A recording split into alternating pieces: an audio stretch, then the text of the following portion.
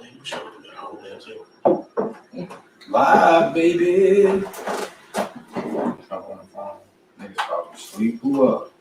Nobody. All right. I've been telling you let's get the damn mix up, so we can best start. Shit. Well, that's my car. I know, right? That shit got started. That's another thing. The devil's in our way, man. Got nothing to do with that. Self-control. I'm Jared Jackson. I'm talking about the devil and shit already. Let's go. We might as well start it off there, man. Fuck politics this week. Ain't too much talk about politics this week. Niggas got these stimmies, but fuck it. We ain't even gonna worry about all that. We just gonna record and then we're gonna put it out. That's what we gonna do. It's live, so if anybody come in and join in, they join in. It's love. But man, how you feel to me about Derek Jackson being exposed, like a motherfucker being hypocritical in a situation like that? We're doing a nice fucking hit. Oh, I was right there. Hit the point. We just talked about this. That's the whole segment. Yeah. Oh, so we're doing it? No, Yeah. it's getting that. Right, we gonna edit this shit anyway. But we could still, you can still go back to that. But how do you feel about just the Derek Jackson shit? That nigga just getting what he deserves. Yeah. Because he built his whole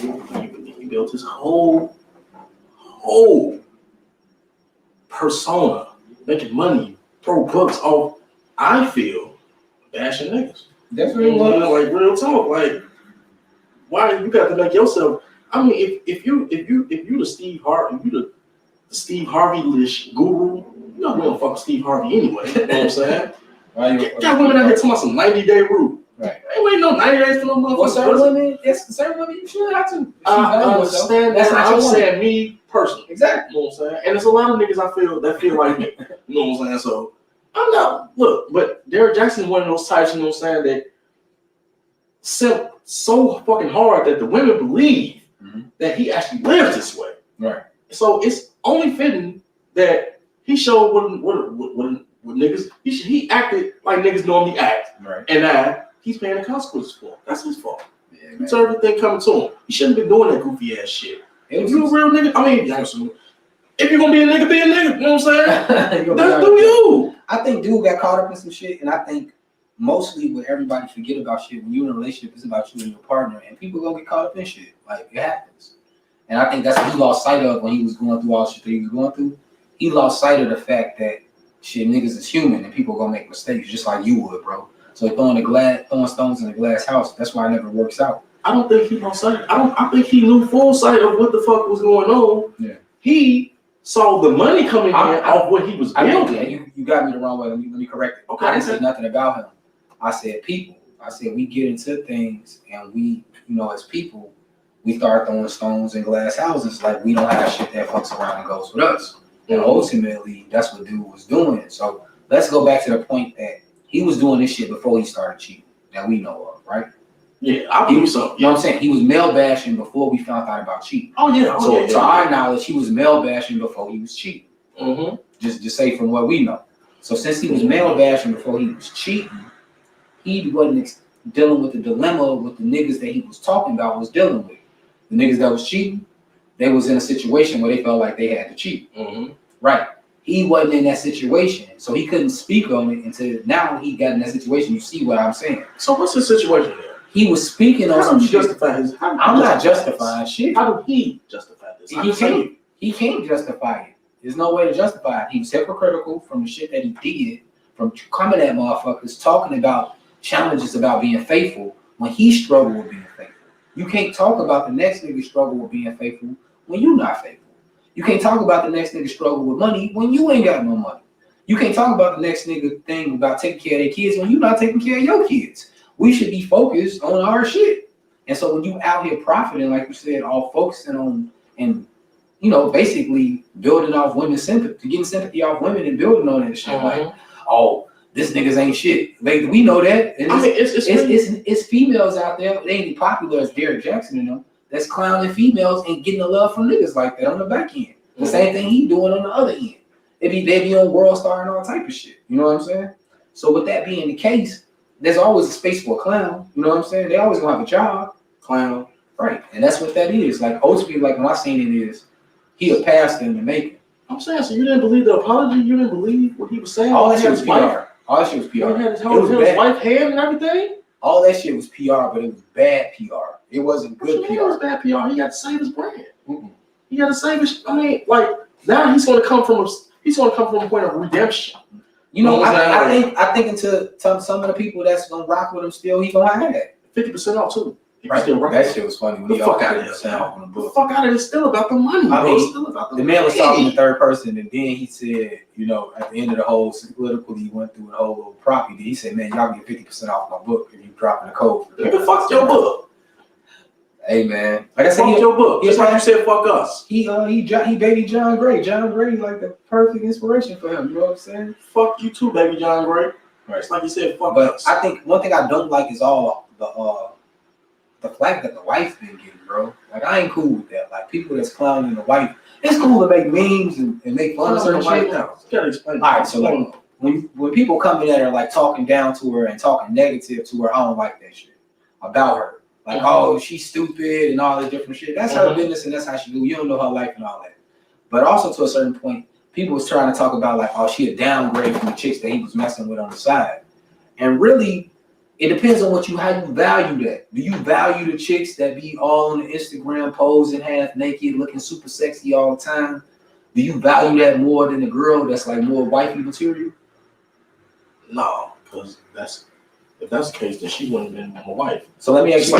When his wife letting him hold her goddamn hand, you know what I'm saying? Just like she was just cool with the whole thing. They both know they was gonna lose millions, so she felt that shit was necessary. Well, she deserved what the fuck was doing. That worldview. I tell you this, and this is some people gonna call me a lot of flack on. Y'all can say this, and y'all can go. But did she really believe it? Derrick Jackson built all his shit off biblical shit, right? So like he's been all biblically based, like all his shit.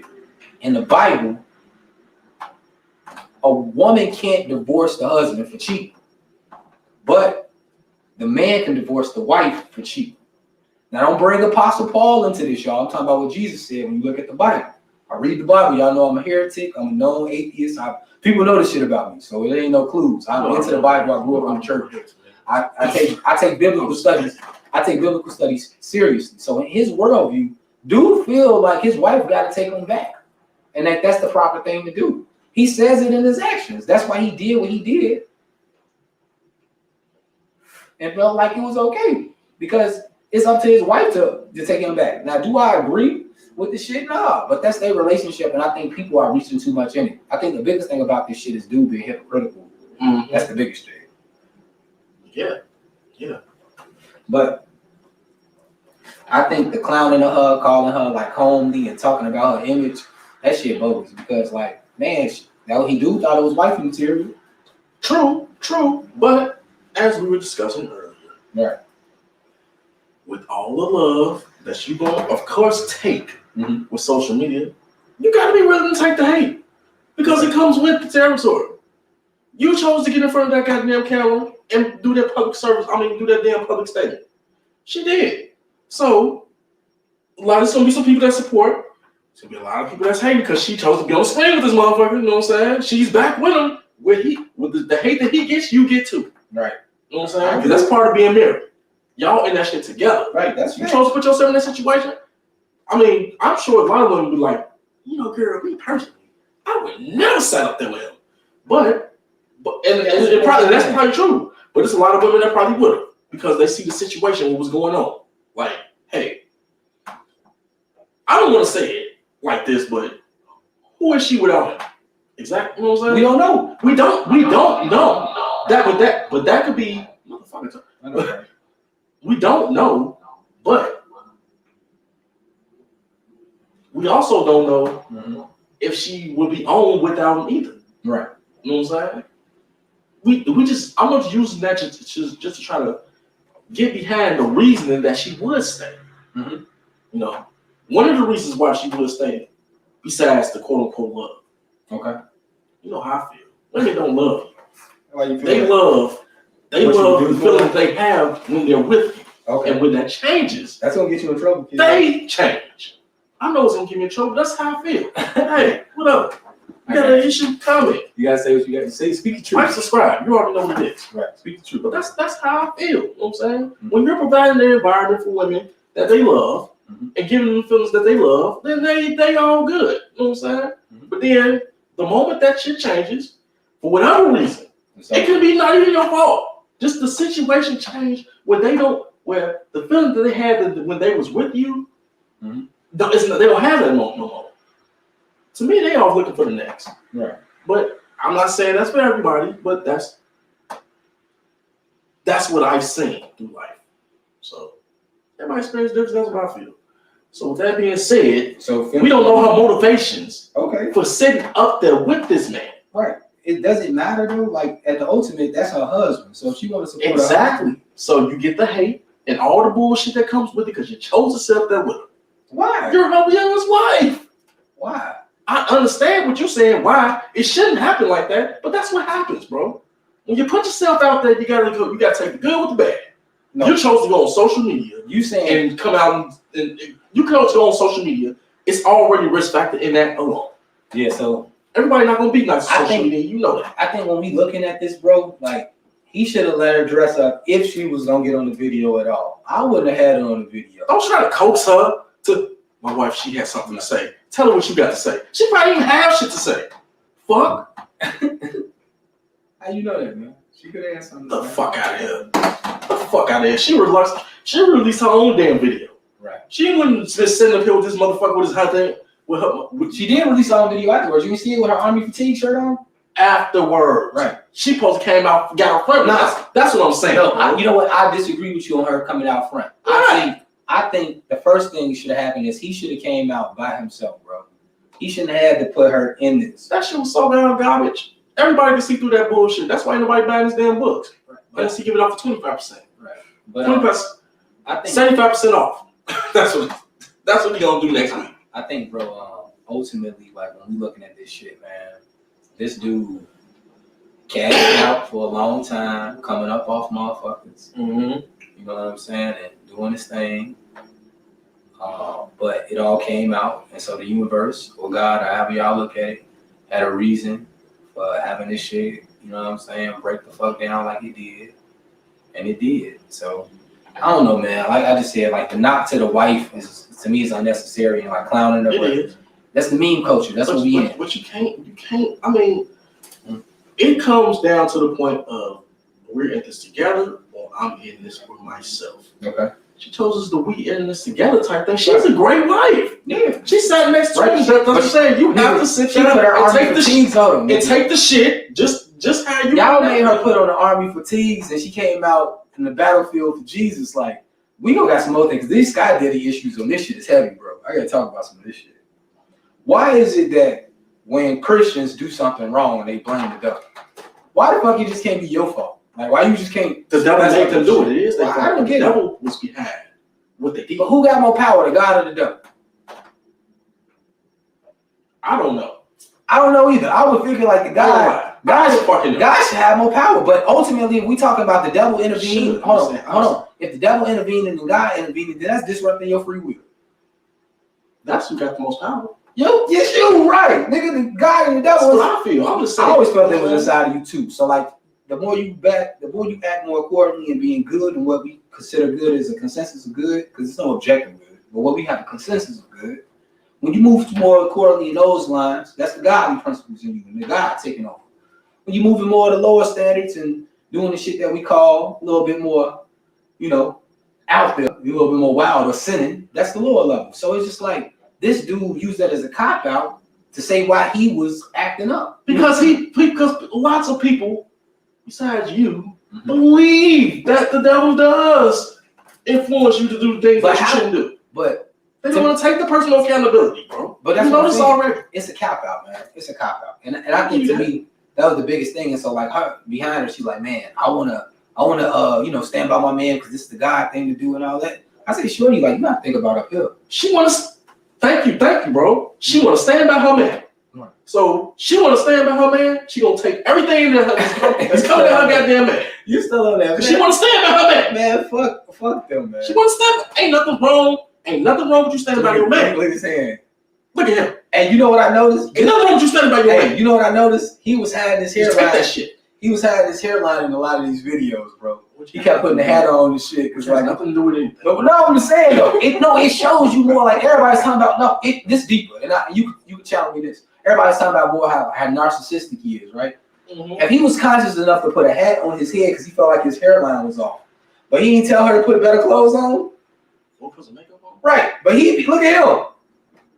This nigga got his muscle man shirt on. Yeah, he looking good. He got the cut on. He got his shit looking right. You know what I'm saying? Right. But just the confidence that he had. He wasn't even humble when he came with this shit. He came too arrogant with this shit. That's how you can see through it. Ooh, you know what I'm saying? He was arrogant. He was Donald Trumping with that, boy. He was on that note with it. I don't know.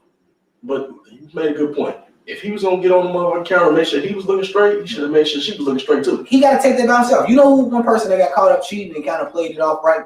DJ Envy.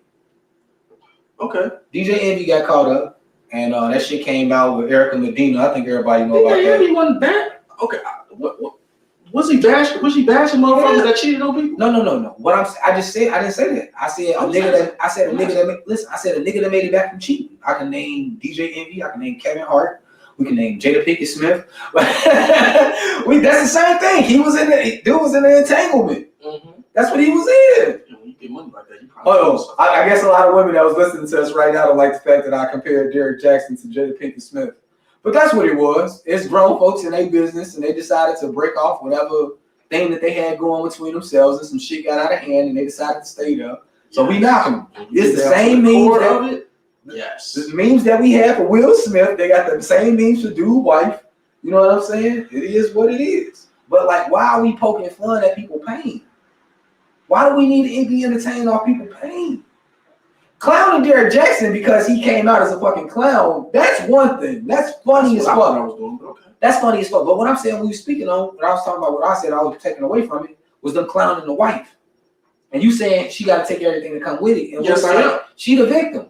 She chose to get on that goddamn program with him. I understand her intentions. She's the victim. She got cheated on. She a victim. So why are we clowning? Would you clown the rape victim? No. But you would talk about the pedophile and ass, freak ass nigga that be raping motherfuckers, right? Yeah, right, yeah. Right, you would beat his ass, we'd clown him and all types. Justifully so, he did the wrong, so he should get the attention.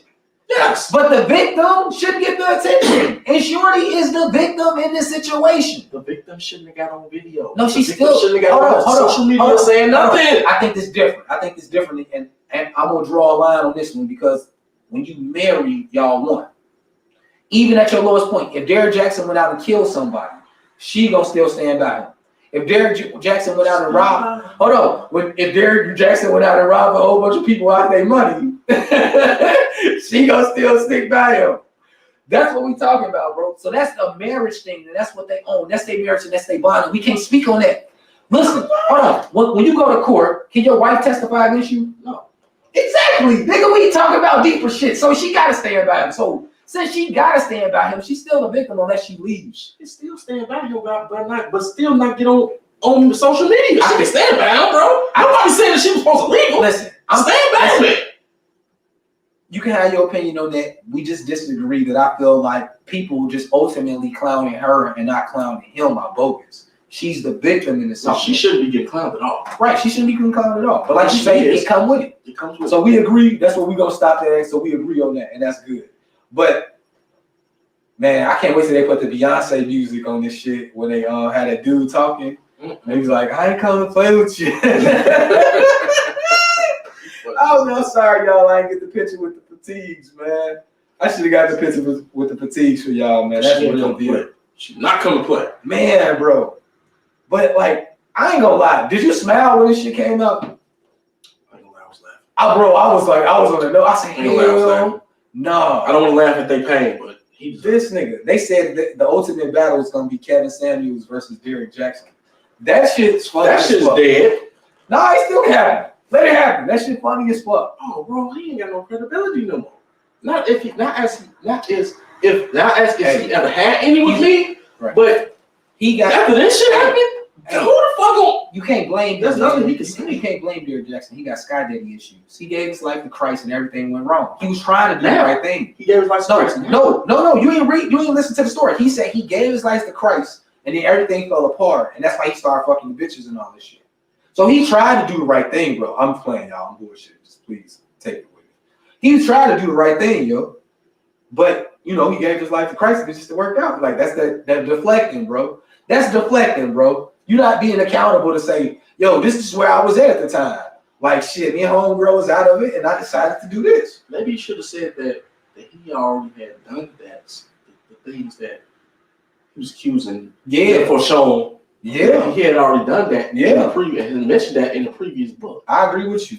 Maybe he should have said that by himself, but bringing the wife out just saying like some stage ass shit, and again, it eroded his credibility even further. Right. So yeah, he didn't protect his queen. He was bogus for that. He put his queen out there. Just come on a video by yourself. Like I said, when I seen DJ Envy, when his shit came out, he had to go do talk shows and shit with his wife.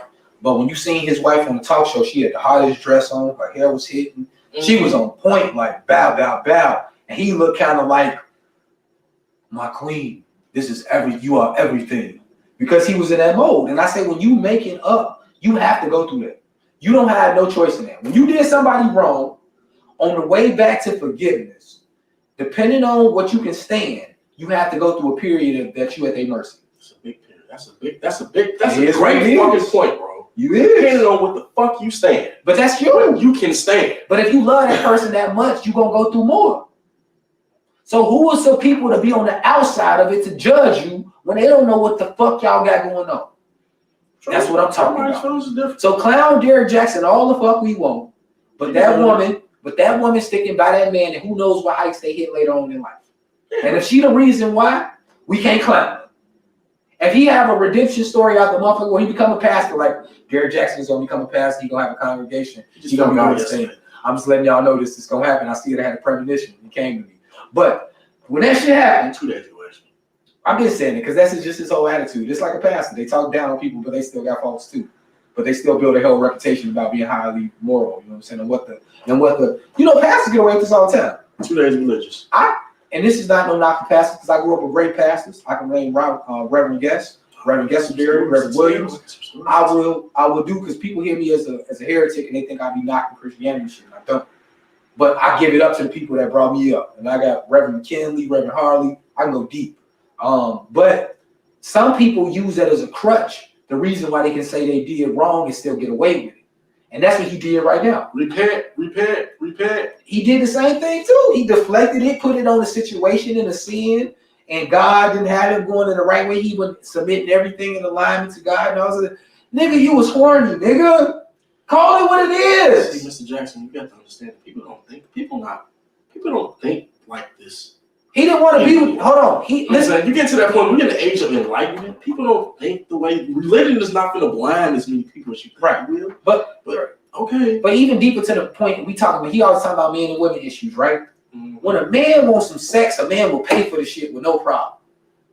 I ain't talking about all men, y'all. Listen to me out. But the majority of men will pay for sex. You'll take a woman on dinner, on a date. You'll put time into it. Time is money, right? You'll do all this shit to get some ass. Even if you ain't interested in a woman like that. Yeah. But to get some ass, you'll do that shit. That's what happened. Derrick Jackson was interested in them girls, them other girls out there to get some ass. But who did he want to cuff? His wife. And that's the difference in this shit, bro. Men will do that when, oh shit, you ain't cooking at home, I'm going my ass to the restaurant. And that's perfectly fine. You just cannot profit off. Right, telling the opposite of it. I totally get you on that. But what I'm saying is that that's just normal. And so when we had those situations, dude was bogus for trying to condemn niggas out here doing it when he dealing with the same shit. Mm-hmm. And I think that's ultimately it.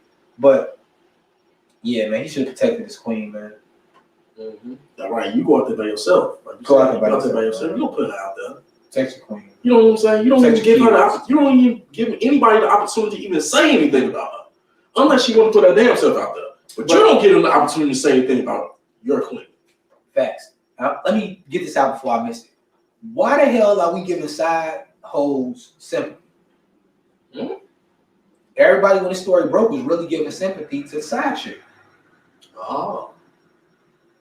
You know your role. You know what you playing. If you a side chick, why the fuck you think you gonna get sympathy? You know what you in it for. You in it for dick and a good time. Yeah. You not in it for anything else. Maybe she wanted something else. He told him, shit, we separated, I'm still married. So she might have thought that was going to change. Something had to be said that made her think that something was some change, and she's salty that they. I don't know, bro. Why if you got a shaky market, right, and you invest money in it, are you shocked that your money lost? No. Right. That's the same logical situation that this is. You coming into a safe woman. I'm not. Well, listen to what I'm saying. We talking about more. She's not using logic. Right. But we can't use our logic to have sympathy for if she ain't using logic. Yeah, I mean, I never subscribed, but I understand what you're saying. A lot of people did have sympathy for her. That's why the story got so big. As if she was a victim. The girl time she should have accountability. The girl that broke this story did not hold her accountable. What was it, y'all? Y'all tell me the name out there. Still chiming in with it was Tasha K or something that broke the story as a YouTuber. Yeah, and she talked to the girl on phone, and she was more sympathetic to her to get it out, but she didn't hold her accountable. Like you said, homegirl was in the bed taking pictures and shit, type of shit. Like Shorty knew what it was. She knew what it was, and she knew what she was on. Right. You know what I'm saying? So that's what I'm saying. That's why I don't feel that sympathetic shit on that shit. I just don't feel it. Like I don't feel sympathetic, but we're guys talking. Right. You know what I'm saying? A lot of women did. Oh, girl, you probably yeah. You know what I'm saying? After they were turned on Derek. You know what I'm saying? It's kind of like it's kind of like. Yeah, girl, go ahead. Jackson. It was right for showing them. You know what I'm saying? Like, come on, like. Congregation Jackson, they actually like come on, man. No more tithing in the conversation. That's what I'm saying. After they don't turn on him, like, yeah, girl. No, of course you're gonna be because somebody got to be. It's always got to in any narrative. It's a good guy and a bad guy, right? Or girl. You live long enough as a hero to become the villain. You can't, You can't have two bad guys in the story. You know what I'm saying? So Derek is the bad guy. She's the good guy. You know what I'm saying? For exposing them. Like I said, so you open my eyes, girl. Oh my God, I cannot believe him. So they gonna find some other guru. Because as long as it's all this red pill shit that going on, there's all these red pill gurus, you gotta have that counterbalance. And he felt that's more like to be that counterbalance. Like if everybody gonna talk about being red pill, I'm gonna go ahead and go with the women because that's what's serious. But that's the cancel culture. Like when you try to act like that, you hired a guy. We was talking about this before. We was talking about Bill Cosby versus Richard Pryor. Like with all the wrong that Pryor did, we still love him the same way. We don't look at him no differently. Yeah. But out of all the shit that came out about Bill Cosby, we have to now separate the art from the man. Yeah. We don't have to do that with Pryor. We automatically just kind of love him still the same. We know all the wrong that came with him. When that shit came out about Paul Mooney that I told you, did that change the way you looked at Paul Mooney? Not really. But I never really cared. Right. Because you a person that separates the art from the man. But when I found out that Paul Mooney, I was just gonna say, even with the Bill Cosby thing. Let's fill the people in. People that's out there. Comedian Paul Mooney had sex with Richard Pryor's son. And Richard Pryor's son. This is alleged. No, it's not alleged. I'll pull up the video right now because Richard Pryor's son said it happened. Yeah, but Paul Mooney didn't confirm it, bro. But listen, bro. Richard Pryor's son is a gay man.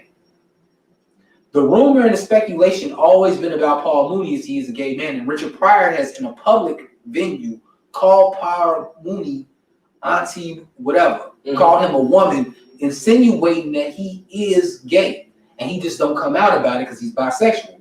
Was Richard Pryor bisexual? Yes. Is this far-fetched what I'm talking about now? No. Exactly. So we look at Paul Mooney in a certain light, but real is real. And if you have sex with somebody who we don't consider an adult, and that person said that it wasn't consensual, until you prove it wasn't rape, it's rape. Because they already making an accusation at that point, so they need to prove it. He's saying this nigga gay, he had sex with me, that was rape. So you gotta disprove this shit.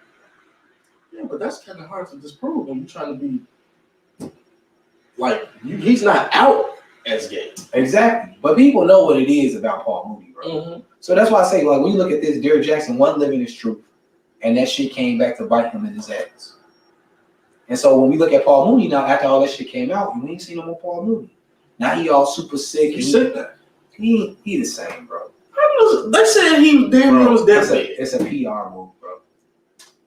It's a PR move. Well, ain't no point in him coming out anyway. Now he don't have to deal with this shit. Nah. Why would he want to deal with this? Let him go ahead and go on. But whatever you do in the dark, they stop this money though. They stop this money. Whatever do in the dark shall come to the light, and that's what time it is. But you guess what? I think Bill Maher hit it perfectly on this. Bill Maher said that. Bill Maher basically said that this is evolution, and it's true. We learning to treat each other better. Guess who predicted this part of our life? Charles Darwin. He said at a certain point, all life will come together to understand that the benefit of living together is to make sure that all of us live together in a fucking equilibrium that's perfect. I don't see that happening. Bro. It is. We have a cancel culture. So meaning that morality is actually more of the conscious of the people now. Meaning that we are actually identifying, and we're going to get to a point where we try to identify what is an objective morality. We're still divided within countries. I was talking to my brother-in-law, and we was talking about currency. He was more worried about Bitcoin. He was like, man, can Bitcoin ever take over? And I said, no, Bitcoin can never take over because it's backed by money, and that money is backed by different countries. Would a country allow another currency to take over and have rule over their country? Fuck no. What countries you could think of that's paired and got together and said, we're going to have the same amount, we're going to have the same currency? Everybody got their own currency. It's the reason why. Because they can say what it's worth and what it's not worth. But it's backed by the U.S. But your money ain't backed by the U.S. A lot of currencies around the world still are, yes, but they go against the U.S. dollar. Right. Yeah, it's not. It's, it's backed by the euro. No, for us, for understanding, it's backed by the U.S. dollar. So when we look at that across a market, the U.S. dollar is worth a certain amount in Europe and in Asia, right? We don't say how much that's worth in Europe and Asia. Who dictates that? You said who states? We don't say how much that dollar is worth in Europe and Asia. Who dictates that? I mean, exactly. Would they ever give up control of that? No. It's an advantage for them to keep control of it. So no cryptocurrency will never take over because cryptocurrency is backed by people's dollars. It's only value because it's got dollars behind it. If you try to make it a current currency of itself, it's gonna fall apart because what's backing it? The U.S. dollars is backed by what? What is it backed by? The guarantee that you're gonna pay this shit with the U.S. dollar. The guarantee that promissory note is gonna cash through. What backs up U.S. dollars? Not a damn thing. Yes, everything backs up U.S. dollars. Your tax money backs up U.S. dollars. I guess. That's why you got when you say the value, because but no, that's the truth. No. What backs behind a promissory note? That's the U.S. dollar. The taxes that they make off the labor that we do. That's why we got Social Security numbers. Social Security numbers was introduced when what? When we got the income tax. It was a way to keep track of who need to pay income tax. What would be the other purpose you have a Social Security number, Cal? I don't see no damn purpose of it. It's to see what your ticket is and show how much you owe in a bill. Yeah. When you do pay your taxes, they only know what taxes that you're missing depending on what you got your Social Security on when you do the transaction. Yeah, that's why you gotta get Social Security number. Yeah. So what country is giving that up? They get paid off the sweat and tears of you.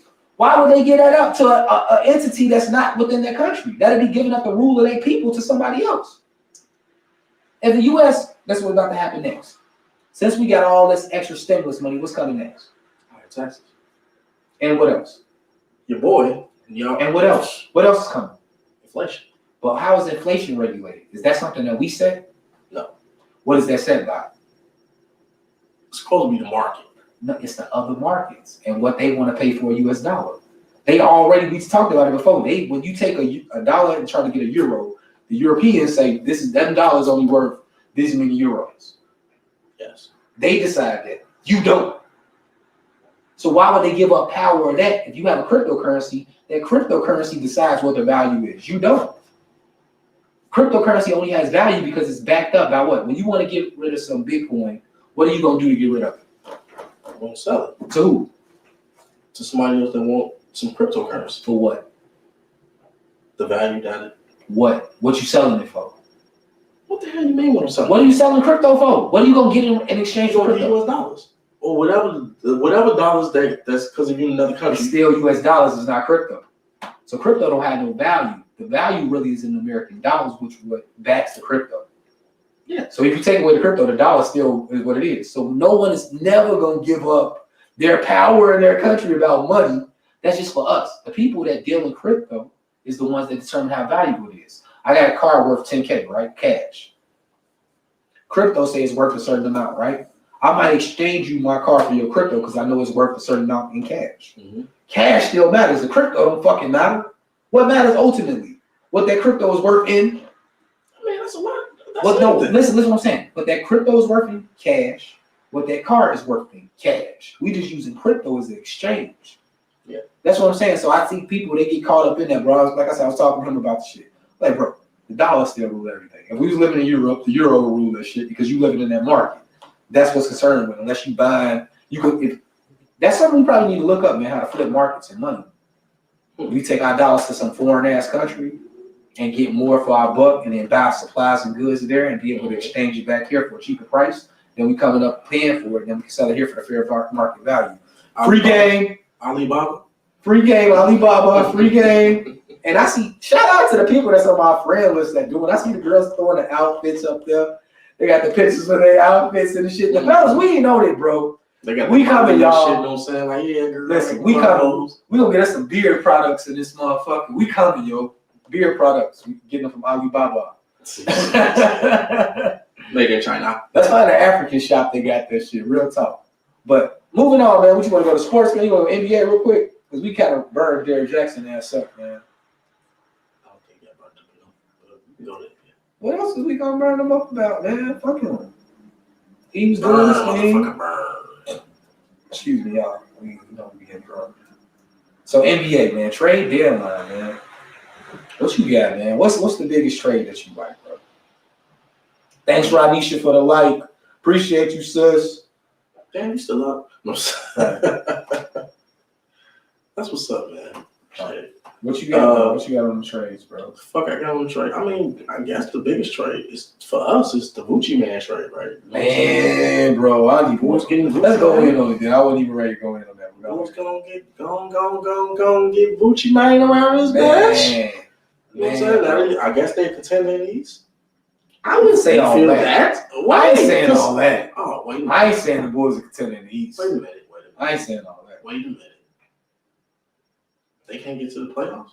I say they get to the playoffs. They ain't contending, though. There's plenty of teams that get to the playoffs that's not contending. Like a 4 seed?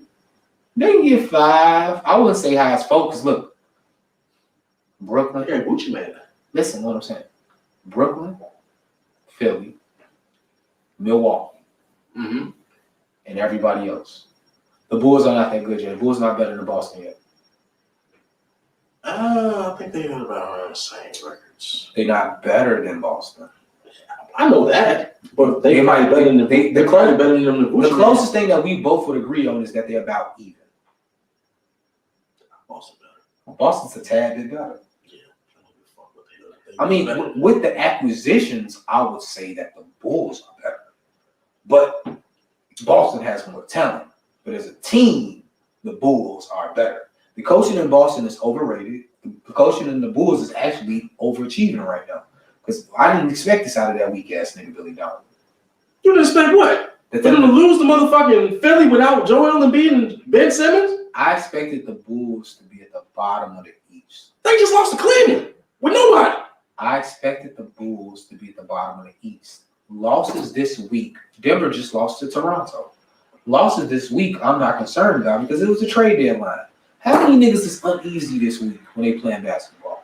How many niggas is going out this week before the trade deadline trying to overachieve some shit because they trying to think about their placement and where they going? We got hella trades to talk about. Hella good trades to talk about. We gonna definitely go into the trades. This is definitely gonna get some definitely a lot of good attention. But the Bulls adding Vooch. Is he on average 20 points still? He should. Is Zach gonna average 20 points? He should. He's supposed to be all-star. That's better than the bottom half of the East. That's them two combinations, besides the top 4 that we named, including Boston in that top 4. Besides that, the Bulls can fuck with everybody else. The Bulls can fuck with New York. And we got New York as a playoff team. We both can do that. Yeah. I like Tom over Billy Donovan any damn day. I like Zach. And the defense that they're going to bring. I like Zach and Vooch. I like Zach. If the Bulls played against the Knicks, I'm taking the Bulls. Yes, offensively, but I'm not saying offensively. I'm not saying offensively. If the Bulls are playing against the Knicks, and I don't give a damn which floor they're on, I'm prefacing all this in my opinion. And I'm not trying to prove this to you, I'm just saying this. The Bulls will beat them off the offensive firepower alone. You're going to get 20 out of Vooch. You're going to get 20 out of Zach. If we didn't trade Laurie, because I haven't got a chance to look at it, somebody's going to the bench. Lori's still here. If he's going to the bench or if he starts, can you imagine how much floor space and Zach LaVine is gonna have? Listen, That means the Bulls should be contenders the way you're talking, bro. No. It takes time and it takes talent, bro. Like, besides Vooch and Zach, I don't believe in nobody else on the Bulls. And then you talking about compared to other teams, combinations. That combination is not better than the top part. I'm talking about the bottom part. Let me be very clear. The bottom part of the East, they have a clear advantage on. The top part of the East, I'm not saying all that because it takes a team to beat the top part of the East. The niggas that do it in Miami. So hell no, the Bulls ain't in the top 4. Fuck that. The Bulls are not gonna be better than the Heat. The Bulls are not gonna be better than the Heat. No, I'm a Bulls fan. The Bulls is not gonna be better than the fucking Heat. Stop that. So I just want to hear you say let me get my point out all the way. That offensive firepower when they play against Charlotte, I'm taking the Bulls. Okay. Melo's out. So okay. I don't even got them making the playoffs no more since Melo out. I got the Bulls beating Orlando. I mean, what the hell? Orlando. The Bulls better than Orlando. The Bulls can fuck with the Hawks. The Bulls were better than Cleveland yesterday and lost to them at home. Right. We don't know what we're going to get. What I'm saying. We talk about situational basketball, right? Yes. The Raptors lost yesterday. Won against the Nuggets. When we all know that the Nuggets is basically the clear favorite team, and in any type of bet, any type of day, as long as everybody healthy, we picking the Nuggets. But the trade deadline was on the line, and they was on a back-to-back. But the trade deadline allowed Norman Powell and everybody to come together to play for Kyle Lowry. The biggest thing that went for that game yesterday was playing for Kyle Lowry. And all that group playing together one last time. Denver just came off a win. They don't care about the back-to-back on the second day, right? They don't. But if it's Kyle Lowry last game with his group of niggas that won a championship together, they gonna play hard together. With your coach, how much the relationship they got with him? That's an angle I did not see. Right. So that's what I'm saying, bro. Like, we didn't look at Vegas like that, and that's what Vegas saw what we didn't see, and that's why we got fucked up playing the fucking number the way we did in Vegas. So I get it, bro. So I try to learn from shit. I don't always try to be right. Like, the one thing a know-it-all know, they know they don't know it all. So yeah, I try to definitely heed and pay attention. But man, going forth, when we talk about the Vooch trade, the Bulls the Bulls average over 100 points now. That shit only going up. We kept everything, bro. We only got rid of the bad shit. We wanted more rebounds and more offense out of Wendell Carter Jr. Of course. I'm not even gonna go in on it. Let's deal with one at a time. Deal with my point. Get rid of Wendell Carter Jr. Let's go, Kels. Deal with my point. Listen. Deal with my point, and then we deal with your point. Let's be fair with this, right? Let's walk it out, because you can't say that I'm overruling it, because I'm going to give you your opportunity to have your point versus me. Vooch is an upgrade, a tremendous upgrade over Wendell Carter Jr. Can we agree on that? Yeah. Right? The fucking weak as fuck. Right. So, Vooch versus Wendell Carter Jr., the negative that we get back, the only thing that's negative that we get back in this is what? The money that we got to pay Vooch, right? And it's first round draft picks. I ain't like that. Can we just walk with me? Yeah. We get to draft picks in a minute. So we already down in negative for the Vooch contract, but the production from Vooch and the player that he is, we coming up. Right? But then we balance it out. We trade Otto Porter, who's been injured, who wanted to go kick it during COVID when we trying to win a season. Fuck you, and this nigga fucking around with the white girls and shit. Fuck you, Otto. So with that being the case, we improve. Even if we didn't include Aminu, I would have gave up that pick. Listen to me. I would have gave up that pick. I would have gave up Porter, and I would have gave up motherfucking Wendell Carter Jr. just for Vooch by him damn self. You could have threw anything in him. You know what I really would have took over that? That would have been better. They would have threw Terrence Ross in it. See, then you can give us some picks. Yeah. You know what I'm saying? So we kind of agree on that. We have to just. You can give us some picks if you get players like not Alpha Moon, not Aminu. Your biggest gripe with the deal with the Bulls and Vooch is the pick. You don't need to give up multiple number one picks. How many did they multiple first round picks? How many did they give up? They gave up 2 first round picks. And the players. So let me ask you this. I would throw another player in there like Kobe White or something. They can't give up. Go get a point guard in the draft with your picks. They didn't get Lonzo. That's what they was talking about Kobe White for. They was trying to get Lonzo. And I fucks with that. I fucks with Lonzo coming and being there. Lonzo will come in the summertime. I'm not Let me put this on record. I'm not advocating for Lonzo Ball. I don't like that motherfucker. No. But everybody says I like hope Lonzo and want to be No. the Bulls, so he can't be here in the summer. I don't want Lonzo in the summer. You know why I don't want Lonzo in the summer? What you mean? Why? Why would you trade for him if you know you don't get him in the summer? This is why I don't want Lonzo in the summer. How many people are gonna be trying to get Lonzo? Is it a lot? Probably about 2-3 teams.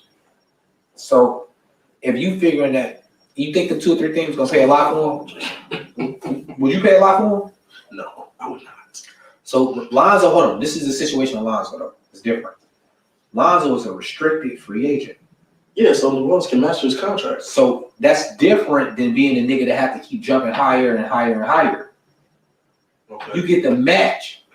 So at a certain point, you ain't gotta jump higher. You just gotta match. But if you one of the outside teams, you don't have that luxury of just matching. You have to jump higher. Yeah, you really want him, yeah. Right. That's a luxury to trade for him and have him because you don't have to jump higher. Whatever his value is going to be his value. You're trying to get the best deal on his value, right? Yeah, $5 million. The market is deciding what his value is. You don't get to decide that. But if you on the opposite side, you would overpay for him, right? If you really want him, yeah, you would. That tends to happen. That's bare. That's bare. Why? Because of the situation. Sometimes a team will offer a nigga some money to make another team overvalue him and make them force to either pay him, right? Or they let him go.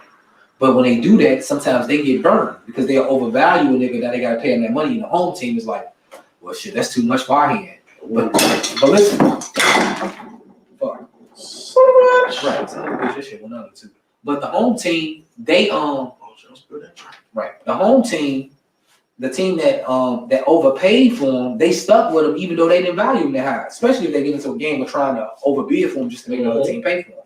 So that's why people don't do that, because when you look at the logic of it, it don't pan out right. So it's best to have that nigga. Because the smarter team like, well, you can have that motherfucker. It's for best $25 million a year. You put the value. The Bulls would have put the value into him on the trade. That would have been the value that they gave Lonzo and what he would have been worth, what they traded him for. And the rest of the market would have seen that in the summer and said, okay, we ain't paying that much for him. And whatever his value would have been, that's what you would have been said with paying for. Because everybody else could have traded for him too. They could have gave up all the shit that you gave up, but they decided not to because they didn't figure he was their value. Mm-hmm. So it's different ways of looking at that. But the reason why I like Lonzo, it's not that Lonzo is uber talented and all that shit. Lonzo is a 10-year vet in the NBA. Lonzo Ball is a 10-year vet in the NBA. He's going to play 10 years in the NBA regarding injury happens. Talent-wise, he's going to be in the NBA for 10 years. And I can give you a couple different bases of why is that. The game is predicated now on learning how to play team ball and play together and keep things moving and being unselfish and play together, up-tempo pace. Everybody playing positionless basketball. How tall is Lonzo Ball? He's about 6'6", something like that. What position you play? What? Is he unselfish? Yeah. If we talking about besides this shit, he's been not gonna say unbelievable, but he's been better. We're gonna get to that.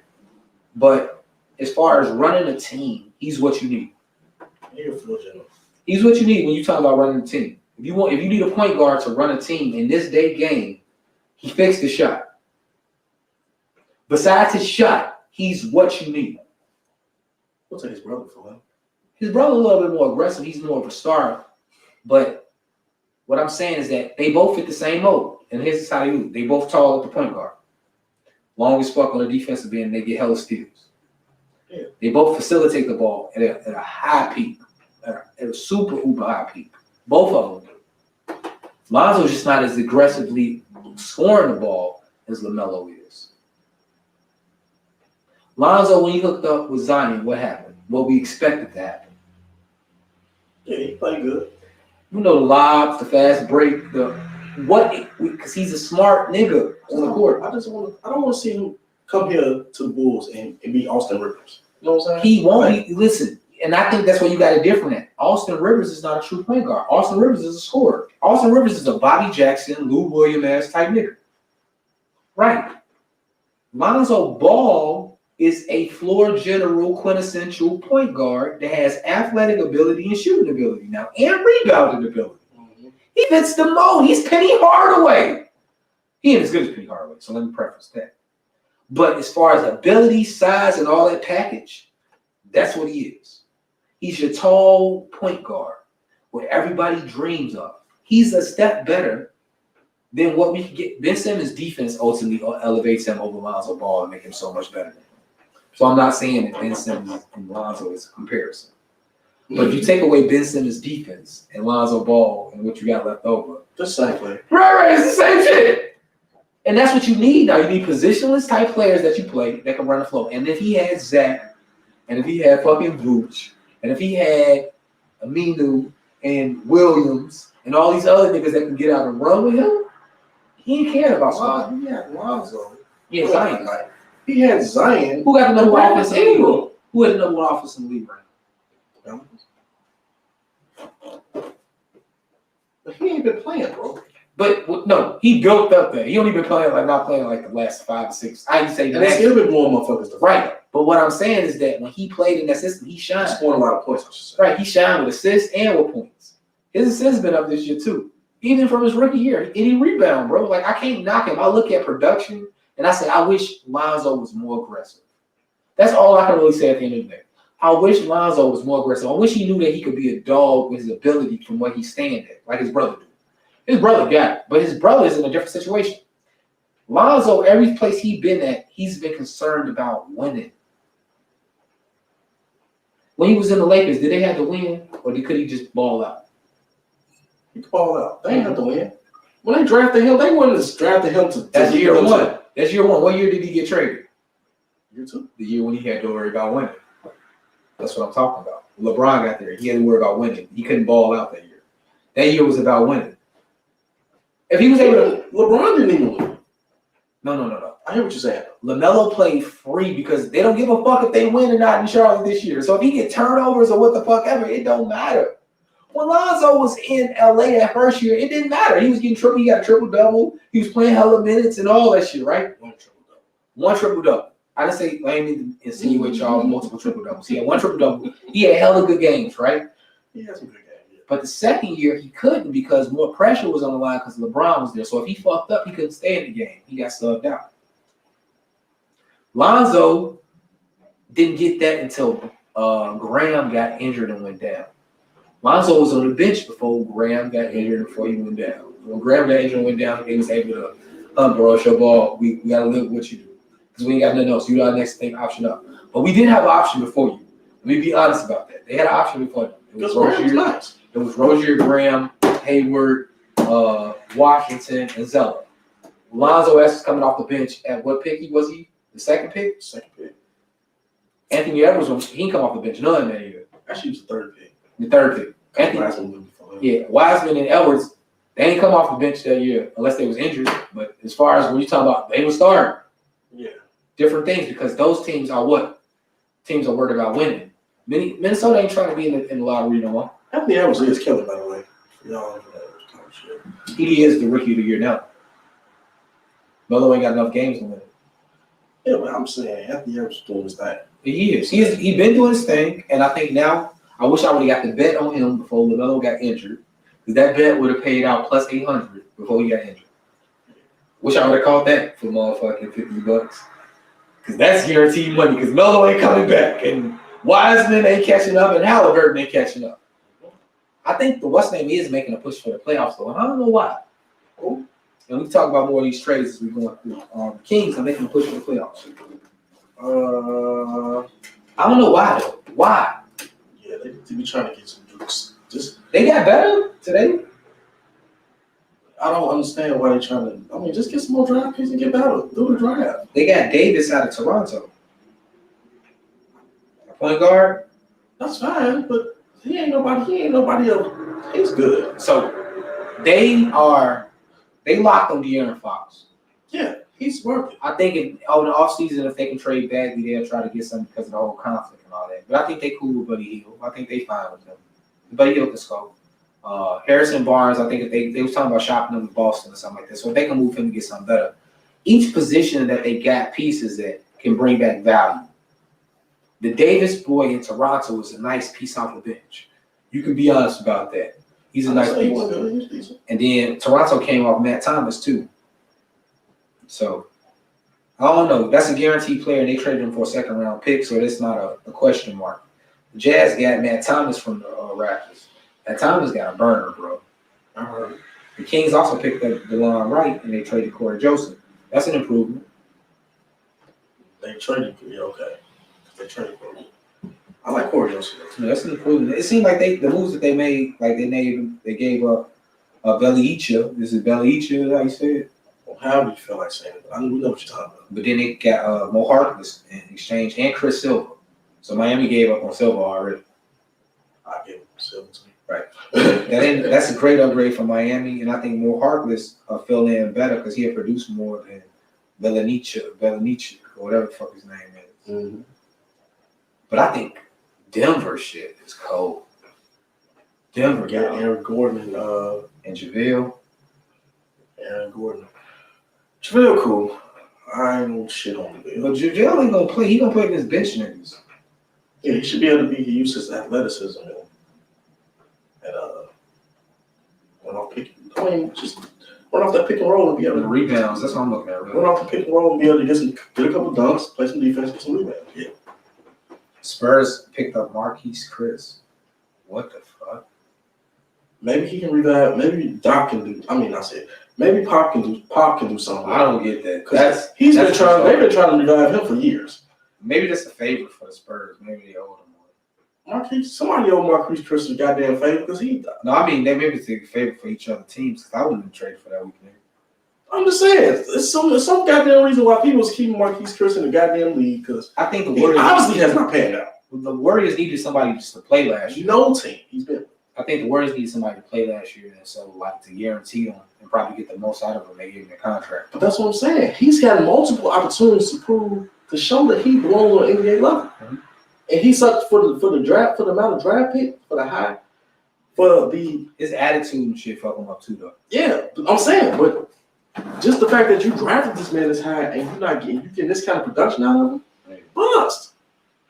Like you said, JaVale, that was a nice one. Okay, so the Bulls get Daniel Tice, Trey Brown, and Javonte Green. The Wizards get Daniel Gafford. Fuck, I don't like that. Chandler Hutchinson. The Celtics get Mo Wagner. Celtics get Mo Wagner and Luke Cornett. I think they help the Celtics. I think the Celtics need more shooting from big men, consistent shooting. And I don't think them niggas do it. But I think I'm gonna say because Luke Cornett, I'm sure they would have kept him if he had hit like half his shots. Tice? Yeah, I would give you Tice. I didn't say anything about Tice. And Javonte Green. I like Javonte Green. He and Troy Brown. Chandler Hutchinson and Troy Brown. Yeah, I guess Troy. Troy Brown was playing in Washington. Chandler Hutchinson wasn't playing with us.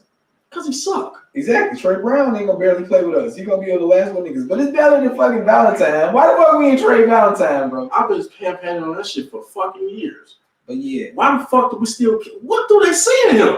He like Cameron Payne. You just won't get rid of this motherfucker. You know he weak as hell. And you still want to keep his ass. Oh, sidebar. Remember Daniel Tice missed the game winner last night? Why the fuck he taking game winner shots? But whatever. Right, he was open. That was the basketball play. And Marcus Smart, I like Marcus Smart when he did, man. He clapped after he missed the shot. Everybody else on the bench was like, oh, damn. But Marcus Smart clapped because it was a smart basketball play. You playing percentages. What's the best shooter in the NBA of a shot, percentage-wise, from three? About 45, 48, 46%. 50-some percent. Steve Kerr's career is over 50%. Is it 50%? Yeah. I thought it was high 40s. Well, it's close to 50%, right? Let's agree on that.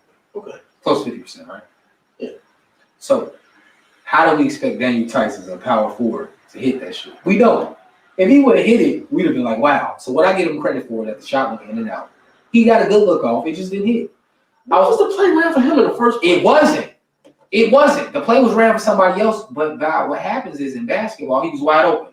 So we run a play for motherfucking DK Metcalf for the end of the game, right? Yeah. But we wind up passing it to Lockett. Why? Because Lockett was open. But the play was designed for DK Metcalf. But he took so much attention that it left Lockett or Carson open. You get what I'm saying?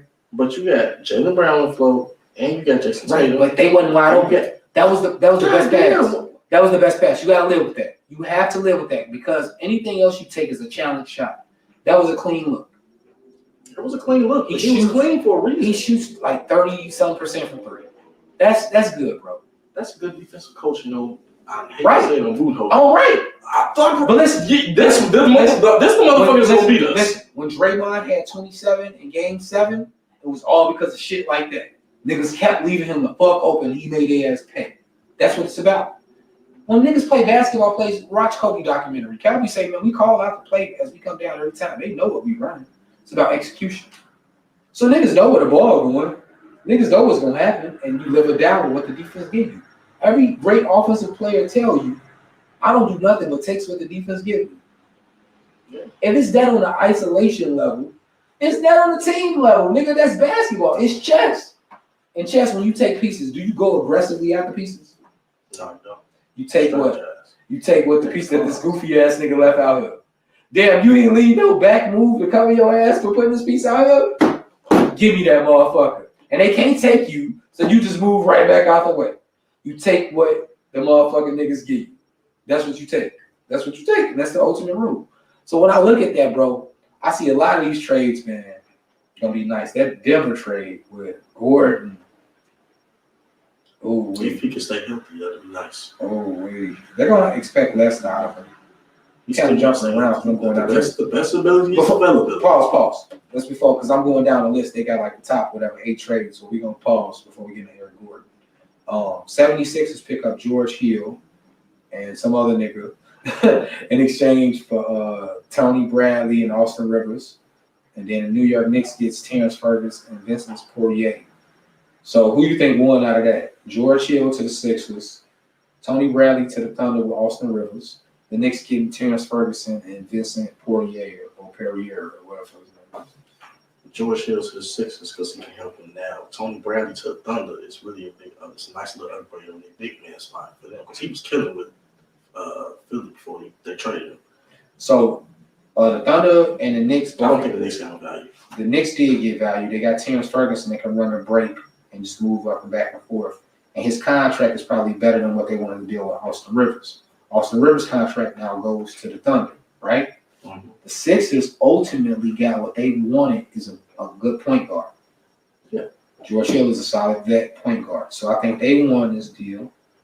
I think in second place would be the Knicks in this deal because they got Terrence Ferguson. They need another wing player. They kind of weak at the wing. Yeah. Like Bullock be playing all the time. They ain't hurt that.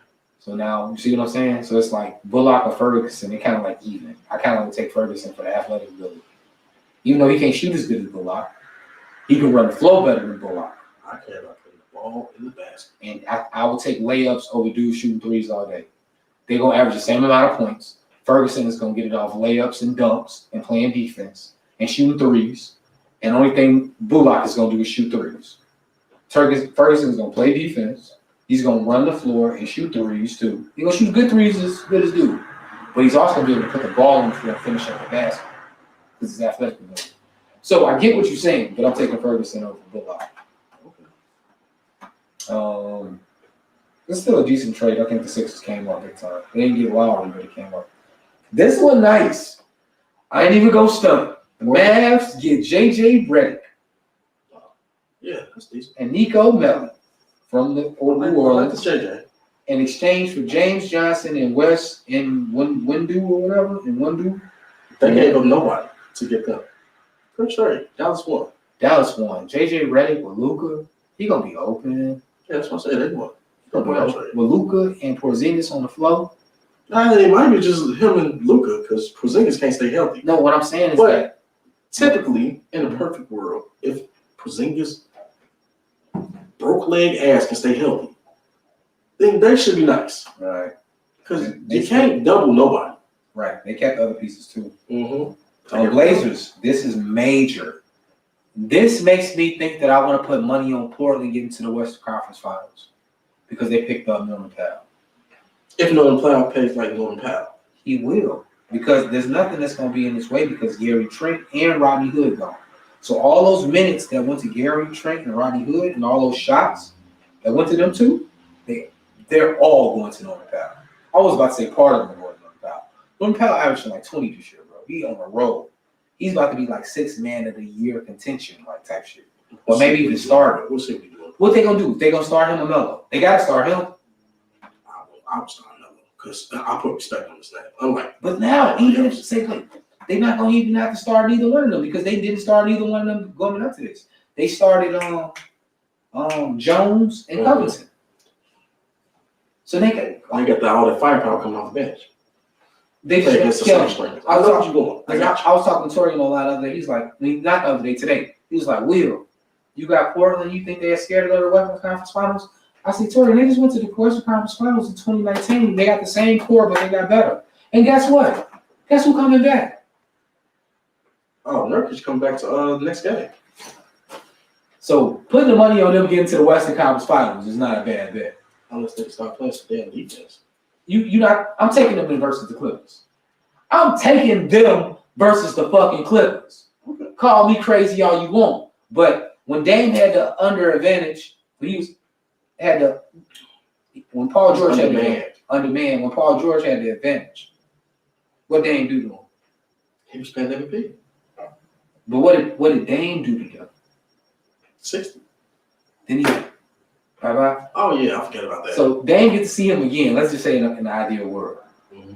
Right? It's a psychological advantage for my elbow. Well, Dame get to see Denver, who they've already beat. Dame is the truth, bro. And we talk about best point guards. I'm not saying nobody disputing that, but Dame is like Steph Curry special. Kyrie special. They're special. Yeah. Steph Curry is the greatest shooter that we've ever saw. It's hands down, right? Mm-hmm. Kyrie is the best finisher at the basket up under 6 feet that we ever saw. Ivo? No. Ivo don't fuck with Kyrie up under the basket. Ivo is a dog. They had this conversation now. They having this conversation now. Kyrie is more skilled than Allen Iverson. Allen Iverson has more dog in him, and we fuck with that because of what he went through. But skill, ain't no point guard ever fucking with Kyrie, bro. I'm gonna be real and tell you right now. With skill, shooting the ball, dribbling the ball, facilitating the ball, making shots. Like Magic wasn't hitting shots over niggas, but when it counted, hell nah, bro. He had that one hook shot. What other time you got to highlight a Magic hitting the game winning shot? It's just it was back then. It wasn't on tape. Let's go to any other point guards. Isaiah, he was a scorer, but Isaiah. He was a scorer. Isaiah, Kyrie. Joe Dumars was. Who picking? Isaiah, Kyrie, or AI? You ain't picking Isaiah. Hell no, I ain't picking no damn Isaiah. That's what I'm saying. So we understand there's tiers and levels to this shit, but Dame, what do we say about him? If we get Steph that, right? And if we get Kyrie that, what do we give Dame? He is the most clutch out of all of them. I fuck with Kyrie hitting that big shot against what's name in the finals. That was his opportunity. What if Dame had the opportunity? You think Dame hit that shot? Yeah. Right. That's what I agree. We agree on that. That's what I'm saying. We totally agree on that Dame would hit that shot because he that clutch. So Dame, he the biggest dog out of all of them. He got way more dog in him than Steph Curry. Steph Curry got a better shot than him. Let's not disagree on that. Yeah, he ain't scared, but Steph ain't scared either. I mean, don't act like Dame just hit. No one in the NBA is fucking with Dame on that note. Maybe in one of those situations. Since Dame been in the league, no one has been more clutch than him. Can I disagree? Let me ask you this question. When Joe Johnson is in the league, is he top 2 in clutchness or top 3 in the years that he was in the league and then he was in his span? Yeah. Who else is with him? Paul Pierce. Yeah. Kobe. That's it. Wait a minute. Ginobili. Yeah, I need Ginobili. Right. But what I'm saying, this is an elevation of a whole bunch of tier niggas that's been taking shots. But this includes Kevin Durant. He wasn't ready yet. But Ginobili was at that shit. But we ultimately know now we'll take KD. But when I think about a clutch shot in the NBA more than anybody else, even more than KD, like I love KD's size and everything. But somebody who's proven it to me more than KD is Dame. We got the most game winners. It's Dame, bro. I can't go. I told you, I'm betting with Dame from now on. Dame is that nigga, bro. I'm not discounting that. This is a treat for us. We get Steph Curry, Dame, and Kyrie all in the same time span with each other. They all relatively the same age. This is similar to Rasheed Wallace, but even better. Chris Webber, Kevin Garnett, Dirk. I could go name some more. There was the golden age of the power forward. We was loving that shit. Some of the greats. That shit was cold. It was cold as fuck. Some of the greats. Those matchups and what we got to see. And even then, it translated to them niggas learning how to win. Dirk was on the later end, but right before that, it was KG. And even before that, it was Rasheed. He got over the hump when he got traded with Detroit. Yeah. You know what I'm saying? Chris Webber never got over the hump. They fucking cheated him. Karl Malone never got over the hump, but Karl Malone set the stone for it. He set the build up for it. Everybody was modeled after Malone. Webber. Everybody else that we can name after that whole line was Malone. He was that's who you. When did they ever put the focal point at the power forward besides Bob McAdoo and Kevin McHale? But you still had Bird in. You did. Name me another power forward that was the dominant presence. Power forward, not center. Because Akeem and Thorpe, you can go back and forth and all that shit. Power forward. It's Malone, bro. Malone and Barkley. Yeah, of course. They set the standard. Who else? Tim Duncan set the standard for us to get Anthony Davis. You good enough? If ideally when you look at Anthony Davis before anything, you'll look at him before skill set. Before you look at him, you'll say you're a center. Yeah. But skill set makes them both power forwards. What is the advantage at? If Tim Duncan playing center, he kind of even on a lot of niggas. Size-wise. Big, yeah. Size-wise, he kind of even. But if he's athletic enough and skilled enough to play the power forward, he has an advantage because most power forwards he gonna play at 6'8", 6'7". That's why I get why they played at power forward. It gave them an advantage. You playing against smaller niggas. Made Charles Barkley not believe he was so small. He was I can say because he was an anomaly. Just like the reason why you like tall shooting guards versus small shooting guards. Shoot over motherfuckers. The only reason why that too, and the major reason why it's on the defensive end, you're gonna get taken advantage of. CJ McCullough gonna get taken advantage of if he playing a nigga that's like Kobe height. Yeah, but then he still been. CJ had a good ass game tonight too, by the way. But a CJ nigga compared to a Kobe nigga or a Devin Booker compared to a Kobe nigga, they gonna lose, bro. Because the height. That's what I'm saying. And it's Kobe, so. Right, but you can't deal with height. Like height is height. Certain niggas when they defy the odds, a shorter nigga beating a taller nigga, they defying the odds. So I'm saying that. That's what it is. So when a shorter nigga and a smaller nigga competes and beats a bigger nigga, it's more salute to him because you at that disadvantage because you learn how to use what people perceive as your disadvantages as your advantage because if you're smaller, you typically quicker. Mm-hmm. See what I'm saying? So you can use that as your advantage, but what the perception is from the public, and when we're looking at the matchup, why we'll say the bigger and stronger nigga should win. But the smarter motherfucker gonna always win if you can pull it off. It's a lot more to go into it, but I get where you're coming from. But that's good though. Like I don't mind shit like that. Like when I play ball, somebody bigger than me guard me, I ISO, I pull him back out. Yeah, that's what usually happens. I use my advantage. And even if he underplaying me to stop me, what I got now? Open jumper. Mm-hmm. So motherfucker, I'm like, bro, it's that simple. It's just using what you got. So Rondo, go back to the Clippers. What you feel about that? Rondo been hurt the whole damn year. I don't understand why they just didn't sign him in the summer. I'm gonna tell you like why you got to give up somebody? Why you got to give up something to get somebody you should have signed anyway? Can I answer that for you? Yeah, I just want to give the Clippers didn't have the money that the Hawks had. The Hawks had more money to offer. Mm-hmm. So I think even with going into this deal, it was a backdoor deal that already was known between the talks between the Hawks and the Clippers and all them. And this shit was already set up when the shit was signed in the first go from the get-go. This deal was set up way back then when Rajon Rondo signed with the Atlanta Hawks. This ain't no new shit. That's deep. And the NBA is known to do this. Why would you do something like this? Because he just fucking got that. Give me the reasons why Atlanta would do that. Get rid of his contract. But why did they have to sign Rondo for that? Because every year the NBA got to spend money. Oh, because the Clippers didn't have the money to sign. They couldn't. But every year in the off-season free agency, you have to spend the money. That's a rule now. That's why Matthew Dellavedova got so much big money. And Luau Deng got so much big money. Yeah. There's a rule now to say that every year you have to spend a certain amount of money. So let me ask you this. It wasn't a deal in place for Andrew Wiggins and D'Angelo Russell before the season started. Yeah, well. It's the same situation. You just answered exactly what I'm saying when you're saying this deep. That's the exact same situation. This was that. They didn't. That was known. This wasn't. This was known. What was Rondo? Who was Rondo talking to before he signed? He was talking about LA Clippers. And who else? Talking back to the Lakers too. And who else? I don't know. The Hawks.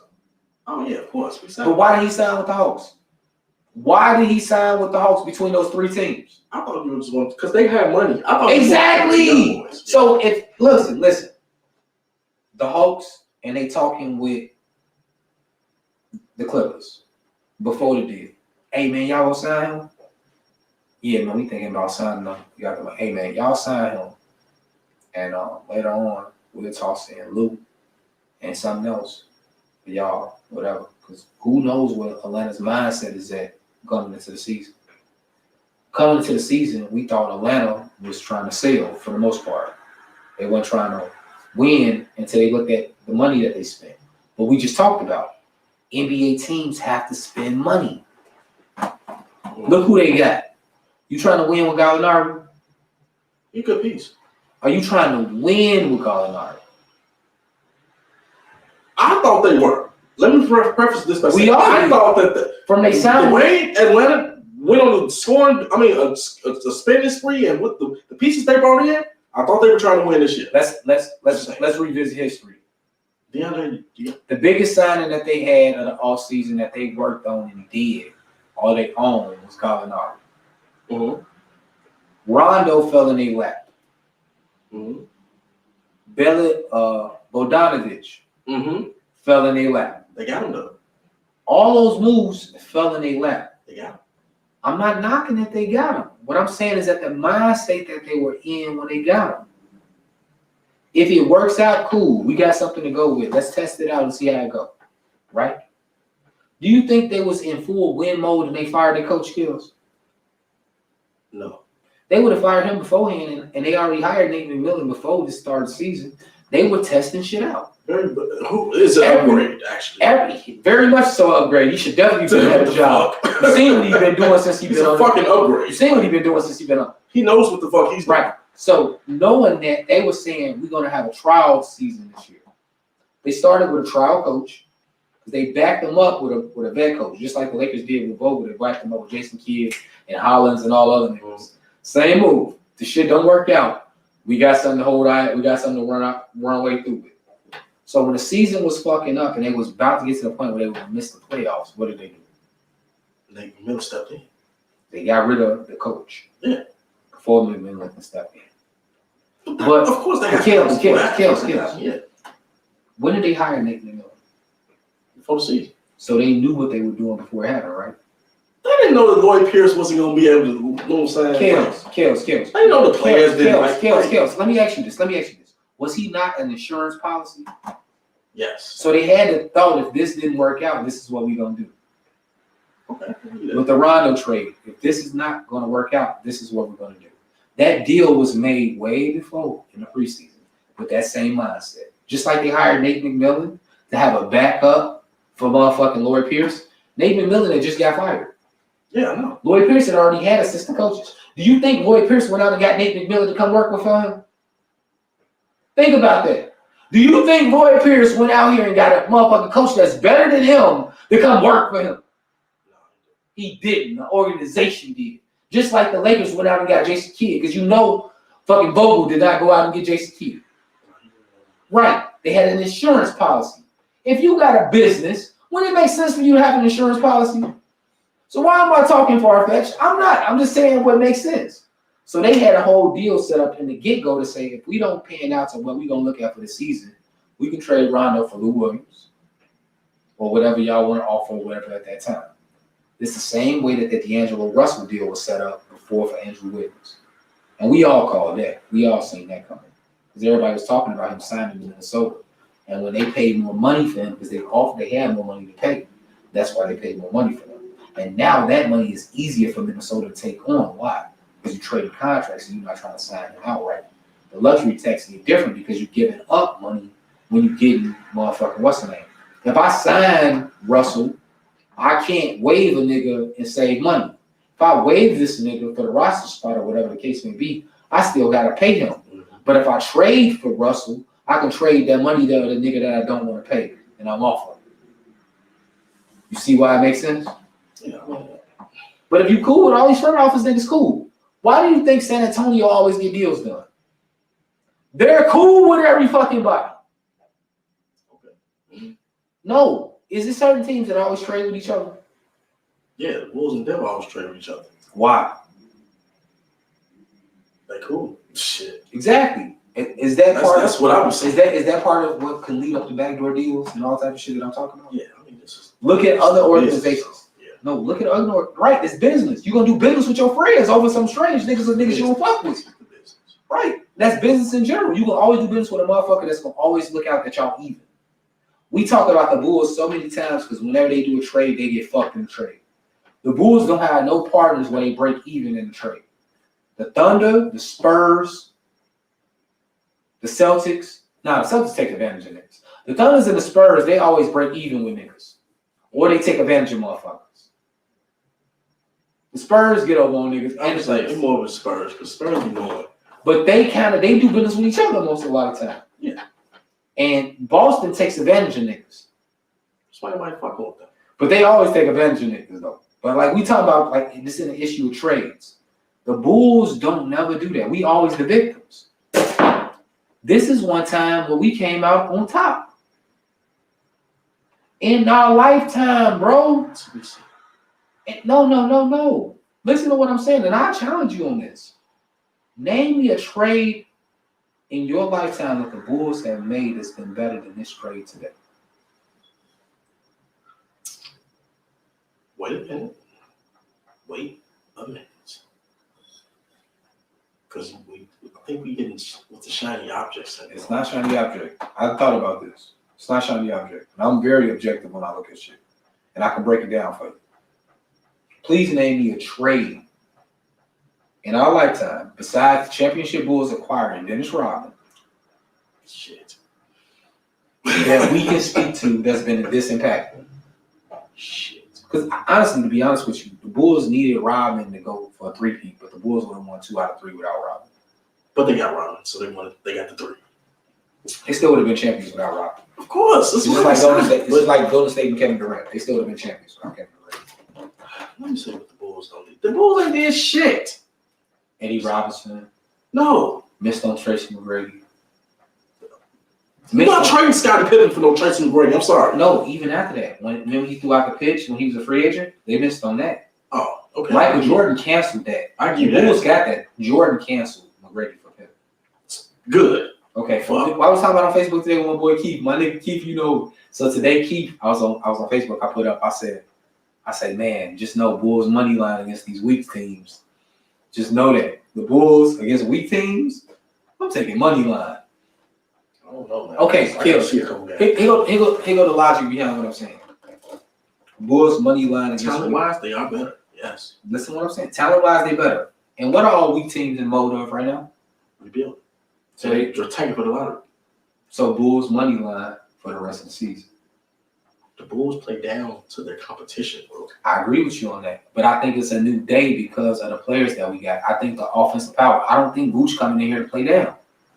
I think Zach is going to play up to what he needs to do. I think the only thing that was bad about this, we couldn't get a point guard, so like Zach still feel like he got to facilitate. But as much as Zach facilitates, right? And Zach creates offense for others, right? Mm-hmm. How much offense is Vooch going to create for Zach? He should create some because he's going to be double teamed. How much does Zach? How much offense did Zach need other niggas to create for him to score what he scored? Not much. So now he getting even better, right?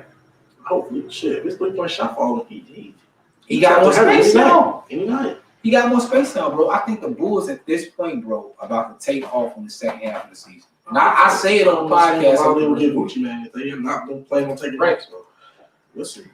The point guard situation fucked me up because I thought we was gonna go ahead and get Lonzo. But even if we didn't get Lonzo, I'd have been cool. If we would have got George Hill, I'd have been cool. Oh, see, that would have been nice. Right. Yeah. He kind of old though. I think he went to the right team.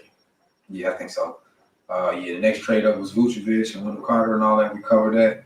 Joe Gas. But they rated this over that. That's crazy. I think that's the biggest trade of the day. What? The Vuce trade to me is the biggest trade in the NBA. They rated which trade? Evan Fournier for Jeff Teague. Man, you were talking earlier. I thought the Bulls were getting Jeff Teague with that Javante deal, but it didn't happen. But yeah. Evan Fournier?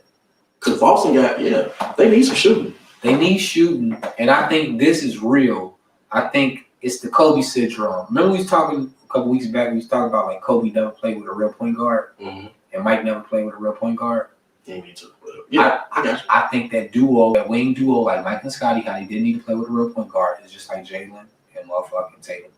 The wing duo, they don't need a point guard because they don't have the ball more than anybody else. They just need a nigga to get shots, and Fournier is a good pickup. But defensively, I don't know if he can keep up. Well, he didn't in Orlando, so I don't expect him. Did they trade Marcus Smart? No, Marcus Smart's not. No, I'm not saying that's the you gotta keep Marcus Smart. Oh, this major. Vic Oladipo going to the Heat. That's major, bro. What? So when Duncan Robinson is not showing up and Tyler Hero is not showing up, your lineup can be Victor Oladipo, Jimmy Butler, Trevor Ariza, Andre Iguodala, and Bam. That's crazy. To match up against the Nets. Those are names. But Victor Oladipo only played good in Indiana. Nah, he played good in Orlando. He played good in Orlando. His best days were in Indiana, and I think that he had. I didn't say his best days wasn't in Indiana. I didn't disagree with you on that. He played good in Orlando. Like Indiana? No, I didn't. I'm not disagreeing on you on that. You said that he didn't have good days in Orlando from your statement. That's what I took, and I'm disagreeing. It's okay days. He was a rookie. He was baby. He was a starter. He was better than most. So I'm taking that. And if you plug, hold on, he's a defensive-minded player that has offensive talent. His defense is really what he is. Yeah. And he has offensive talent. He's not going to be running the show. Who's going to be running the show? My boy. My boy going to be running the show. Who going to be running the show? Buckets. Jimmy Buckets is going to be running the show. I was going to say Dragic. No, bro. Y'all stop hating on this nigga, man. This fucking Jimmy. They was losing when Jimmy was out. When it came back, they went on the tear. Point guard. That's what I'm saying. He come off the bench. Dragic is not the leader. You can't be the leader of the team coming off the bench. Is Lou Williams the leader of the team? Fuck no. Lou Williams ain't never been.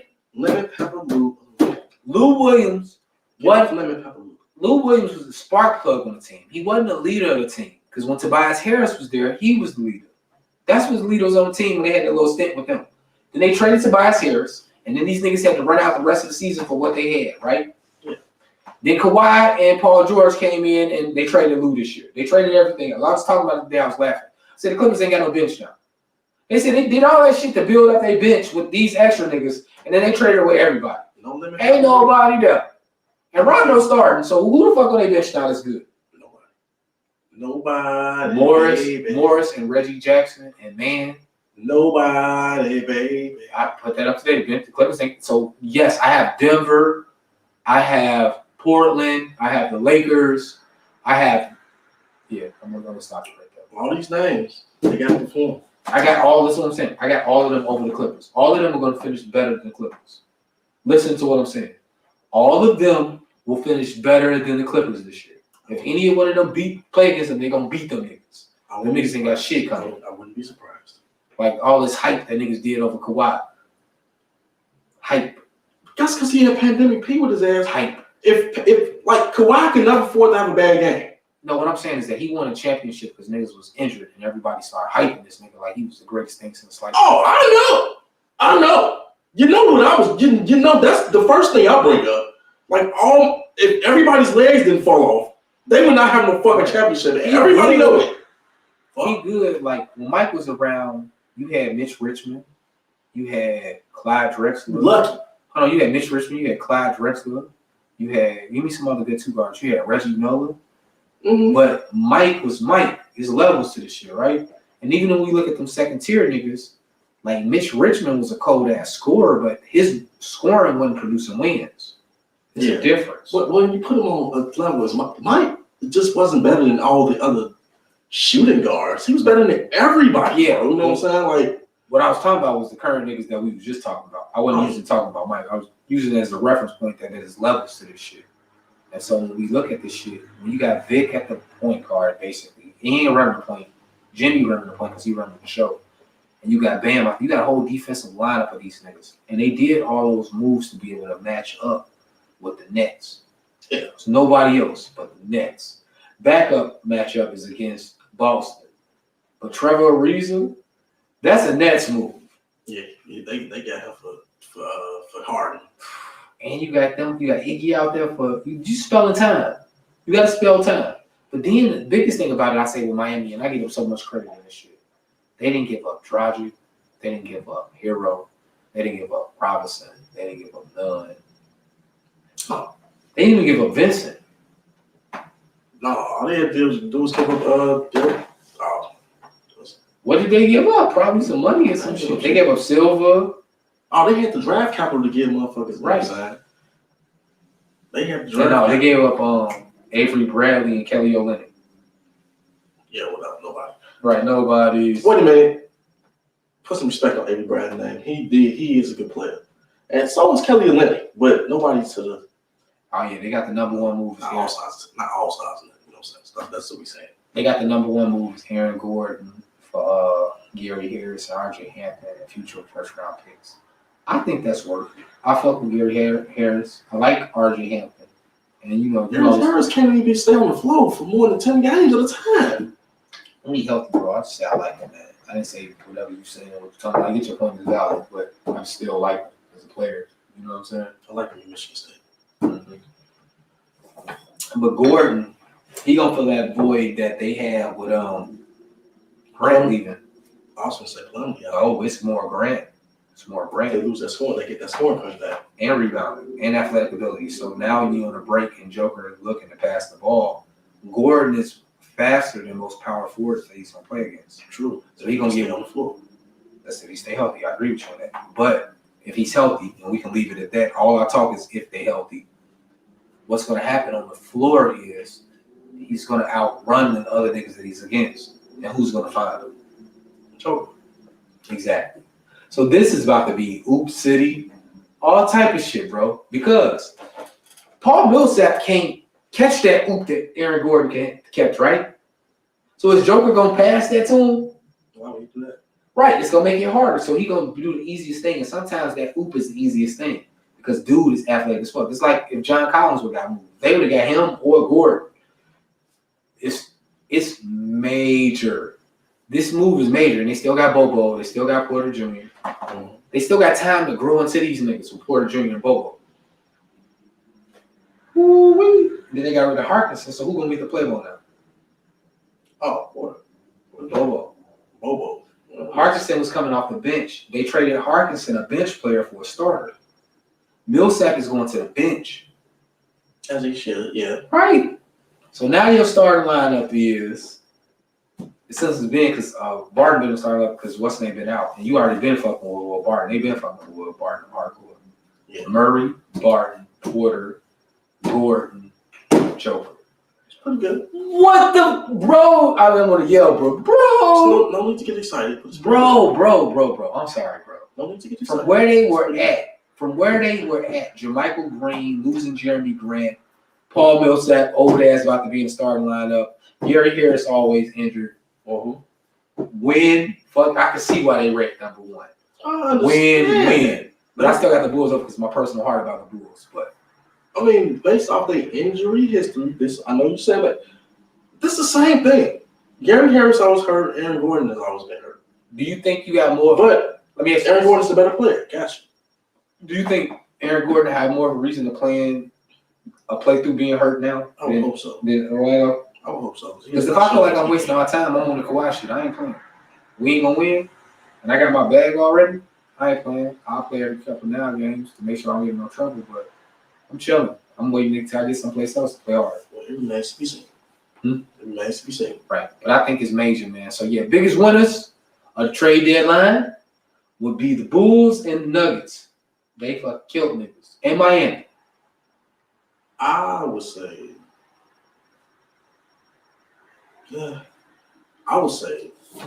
maybe the Bulls and Portland. I like that pickup. I like the Norman Powell pickup. I don't think they should have traded some draft picks or kept Gary Trent. Either one of those. But I like the pickup of Powell, especially if he come in doing what he's doing in Toronto. So great pickup. So with the ball not being able to be spread as it was, Rodney Hood could have went. No problem. Yeah, no. I would have rather them trade Rodney Hood and Jones and get that nigga. Yeah, but they ain't want them. Right. Not them by themselves. Right. Do three. Gary Trent's the prize. Do Rodney Hood, Jones, and Little for Powell. Nope. Gary Trent Jr. is the prize. No, that's why I just saying you got to give up something. I didn't want to give up Gary Trent Jr. The biggest thing, hold on, and correct me if I'm wrong. The biggest thing about Toronto was getting off Powell's money. So they would have took that on because dude money ain't as worth as much as Powell's money. So I don't know if they maybe tried to do that, but I wish they would paid him. I didn't know they paid Powell. So ain't he a free agent? He'll be a free agent, yeah. Yeah. They was getting off the money. And they wanted something in value. So let's see. Norman Powell. I'm pulling up. But yeah, that move is nice though. Like I told you, man, I'm putting the money on Portland going to the fucking Western Conference Finals, bro. I'll put some money on them going to Western Conference Finals. I'll put some money on Denver going, but not together against each other, but just to hedge myself. Because either one will make it. I think it's gonna be the Lakers if they get healthy, and one of them two teams. I don't think it's the Jazz. So disrespectful. They're number one team in the league. Just so you know. You know, injuries happen. Niggas sometimes have rest management and all type of shit. It's all type of shit. Regular season don't matter to contenders. So them having the number one record was a lot of the times when San Antonio won the championship. They didn't give a fuck who had the number one record. They knew when they got to the playoffs what the fuck was going to happen. So that's why I say, bro, I don't put a lot of stock in that. I think that's for teams that ain't proved themselves. Like the Bulls that year when we had the number one record and Miami did. We still trying to prove ourselves. That's what motherfucker. That's why they leave niggas like Golden State when they wanted to lose 73-9. They wanted to prove to themselves some shit. They should have been resting niggas and worried about the finals. Yes, they should have lost. So, yeah, I think a lot of times motherfuckers be looking at that shiny shit. Oh damn, you know what I'm saying? Yeah, One year, right? Yeah.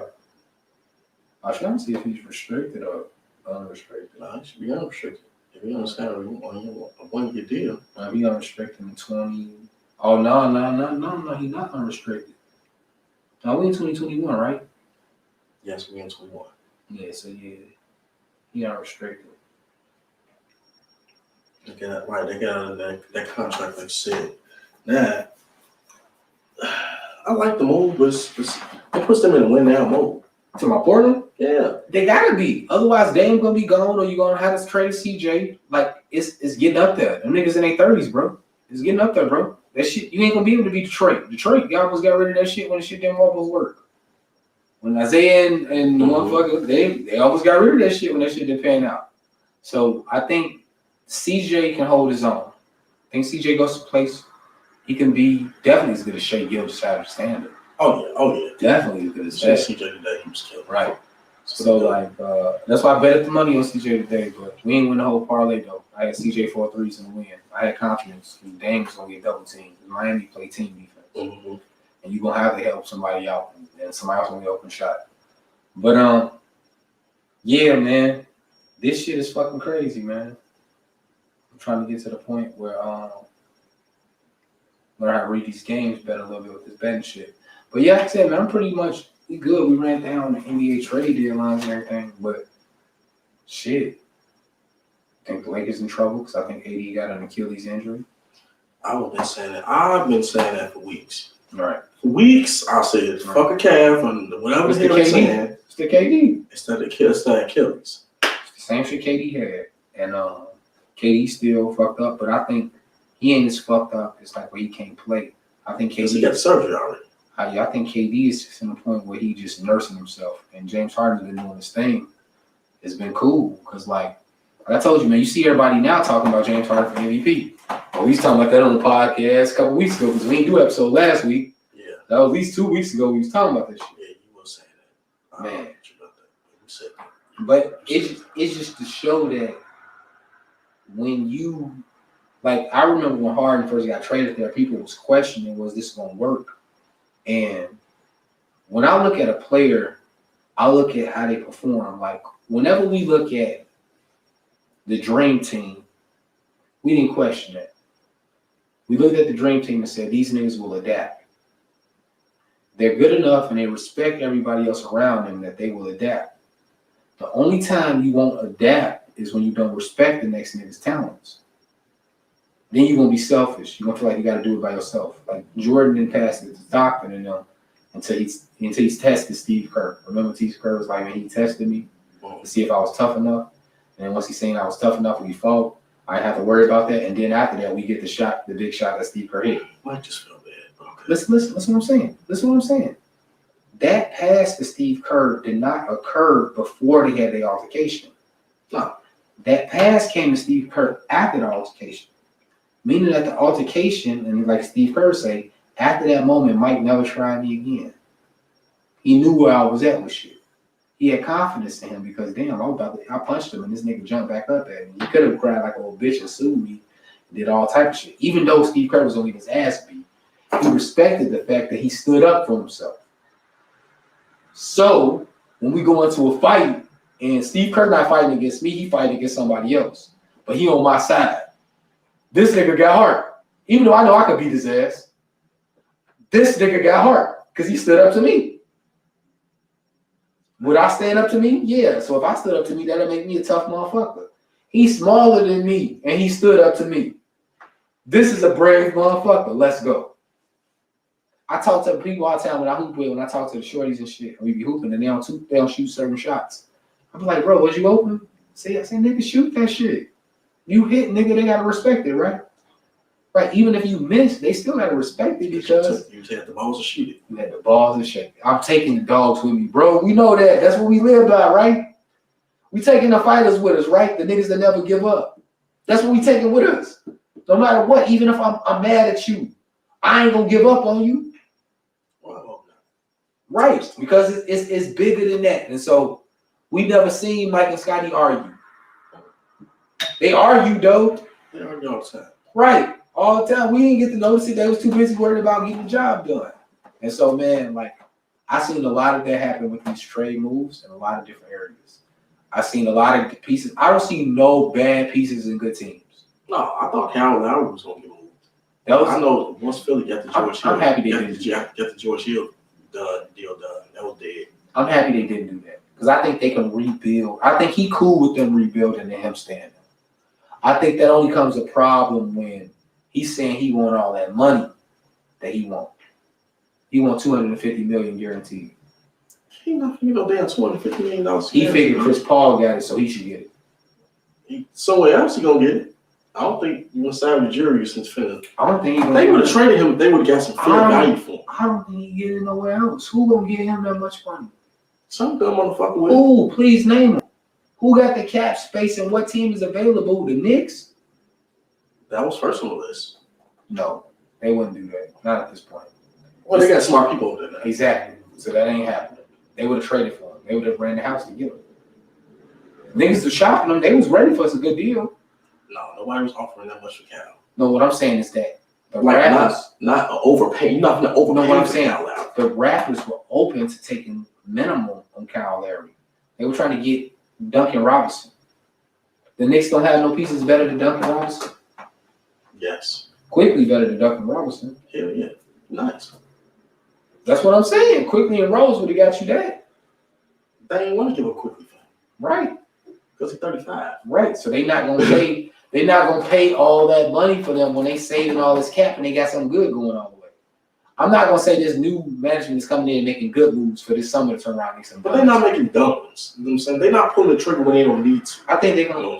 If they don't get who they want this summer, what's gonna be the smart move? And this is something we're gonna segue to when we get into. They're gonna do what the Bears did. which is some dumb shit. But we can talk about this before we get out of here tonight. Yeah, let's talk about this. Is the last thing before we get out of here because we don't have to smoke after we talk about this. So Bears side, why? Weak ass Andy Dalton. And this is what I'm about to say. This in the same place with the Knicks. They're gonna listen to me out, bro. The Knicks, the Bears, the Yankees. Let me name some other teams. Give me some trash ass teams that don't mind being trash skills. Bears. I already said it. I got the top three: the Bears, the Knicks, the Yankees. Bears. Okay, give me somebody else, kid. After the Bears? No, who don't mind being trash? Oh, the Raiders. I ain't gonna say the Raiders. They don't mind being trash. The Browns are too recently. The Browns. No. They don't mind being trash. All these franchises, this is what I'm about to say. The Jets. Don't mind. The Giants. The Giants. The Giants have won some. Put some respect on the franchise. It don't matter. Super Bowls Right. recently. But what I'm saying though, even before then, niggas was still rocking Giant shit. It's because it's New York. It's the market, right? Yeah. So let's go. You got some other ones, man. Philly. Philly can be trash. They still want to do good. Hold on. Listen. The Phillies. Dallas. Hold on. Dallas. That's more. Before we leave out of Philly. Not the Sixers as much as the Eagles. The Eagles, yes. The Eagles could be trash, and they still, because the NFC East. Any team in the NFC East we can name, they gonna always trash. They can be trash, and they still gonna do good, right? Mm-hmm. Listen to my next point about to make. Watch all the NFC East. They can be trash and they straight. All these teams don't care about the wins on the court and what happens on the court. They making money off their merchandise and all that extra shit. The Bears is included in that. And the Bulls too. The Bulls too. That's another one too. The Bulls too. They're living off Jordans too. Fucking bullshit. But now it's a new light. Woo! New light. This year, boys, and today was a new day. Today was a new day. Yesterday was a new day. You can't deny yesterday was a new day. Paul Gasol got here. Y'all saying today was a new day too. No, I wasn't. Paul Gasol was 35, 36 years old.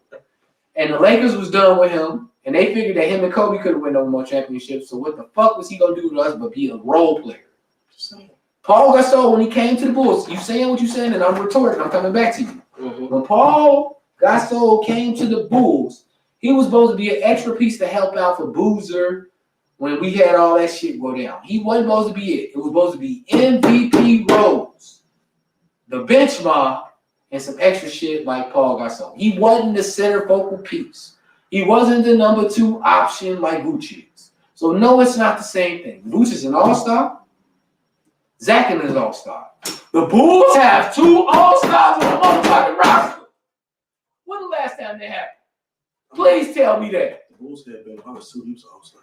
No. At one time, when did the Bulls have 2 all-stars on one roster? Since Jordan and Pippen. Benny Gordon and Ben Wallace. It was all-stars? At the same time? They were once all-stars. Ben Gordon was an all-star? When was this? Maybe I misspoke. Ben Wallace for sure. God damn it. I said 2. I'm asking you 2. I can name you another time when 2 all-star potential players at the end of their career became all-stars. Shit, Ron Artest and Elton Brand. But that was later on, after the Bulls. They weren't 2 all-stars on the Bulls. All-stars. No. In 30 years, the Bulls haven't had 2 all-stars in the same lineup. In 30 years. Name me another team that can say that. I think we can name 2 all-stars in the same lineup because Derrick Rose and Joakim Noah both went to the all-star game. Okay. So, I mean. Are they on this level? I'm just saying, bro. D-Rose. They ain't had one. We seen it. When did Joakim Noah go to the all-star game? In 01. In 01? I mean, 2010. 2010, 2011. He went a couple times. And he won Defensive Player of the Year. Was that off team success of him? Don't do Joakim like that. Don't do Joakim like that. Was it off team success of him? If his team would have been successful that he was, would he been a Defensive Player of the Year? Defensive Player of the Year. Would he been any of that shit if his team was successful? No. Was Ben Wallace any of that shit if his team was successful? No. Was Dwight Howard that shit when his team was as successful? Yes. Was Hakeem? No. It's different. No. It's different. I'm separating exactly what we're talking about, and I'm being very clear. Hakeem Olajuwon, other niggas in that realm, Tony Allen, them niggas have won Defensive Player of the Year and got accolades for their defense without their team being good. That's the separation.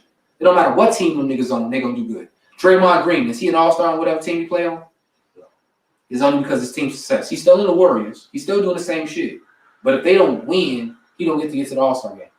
Because he's not going this year. Exactly, bro. So I hear what you said about Joe Kim, but Joe Kim all-star is that type of shit. I'm just you said they didn't have all-stars. Right, but they don't have two niggas that's independently all-stars. They don't.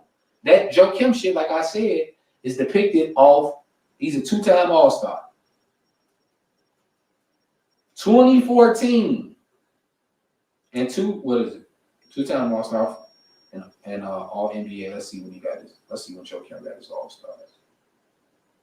It's definitely off team success. He didn't get that shit before the team got successful. So I mean, I understand that, but Joe Kim was the shit. So. Right. I'm not knocking was he is the shit. What I'm saying is that when we had some shit of this caliber, bro, we beg. Hold on. What did we beg out of Joe Kim?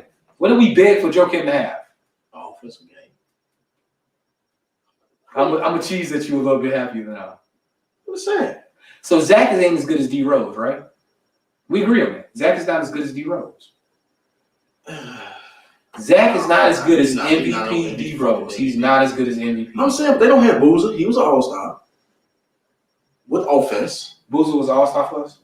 Not for us, but he was an all-star. Vucevic ain't never been no damn all-star for us either. Don't even go there. Let's go there. Let's qualify these all-stars. Damn. Let's qualify these all-stars. Do you consider a nigga all-star if he was a replacement nigga? Yes. Because Book was an all-star this year. Fuck you mean. And he was a replacement. No, but you know Book should have been in the fucking all-star game. No. Who was the replacements this year in the all-star game? Sabonis, Book. And who else? The other niggas got hurt. But they still all-stars. No, I'm not saying that. Who else? We both agree both of them should have been all-stars and that the niggas got it wrong when they selected them. You telling me in the year that Boozer was the all-star that they got it wrong? He wasn't a replacement nigga? Utah?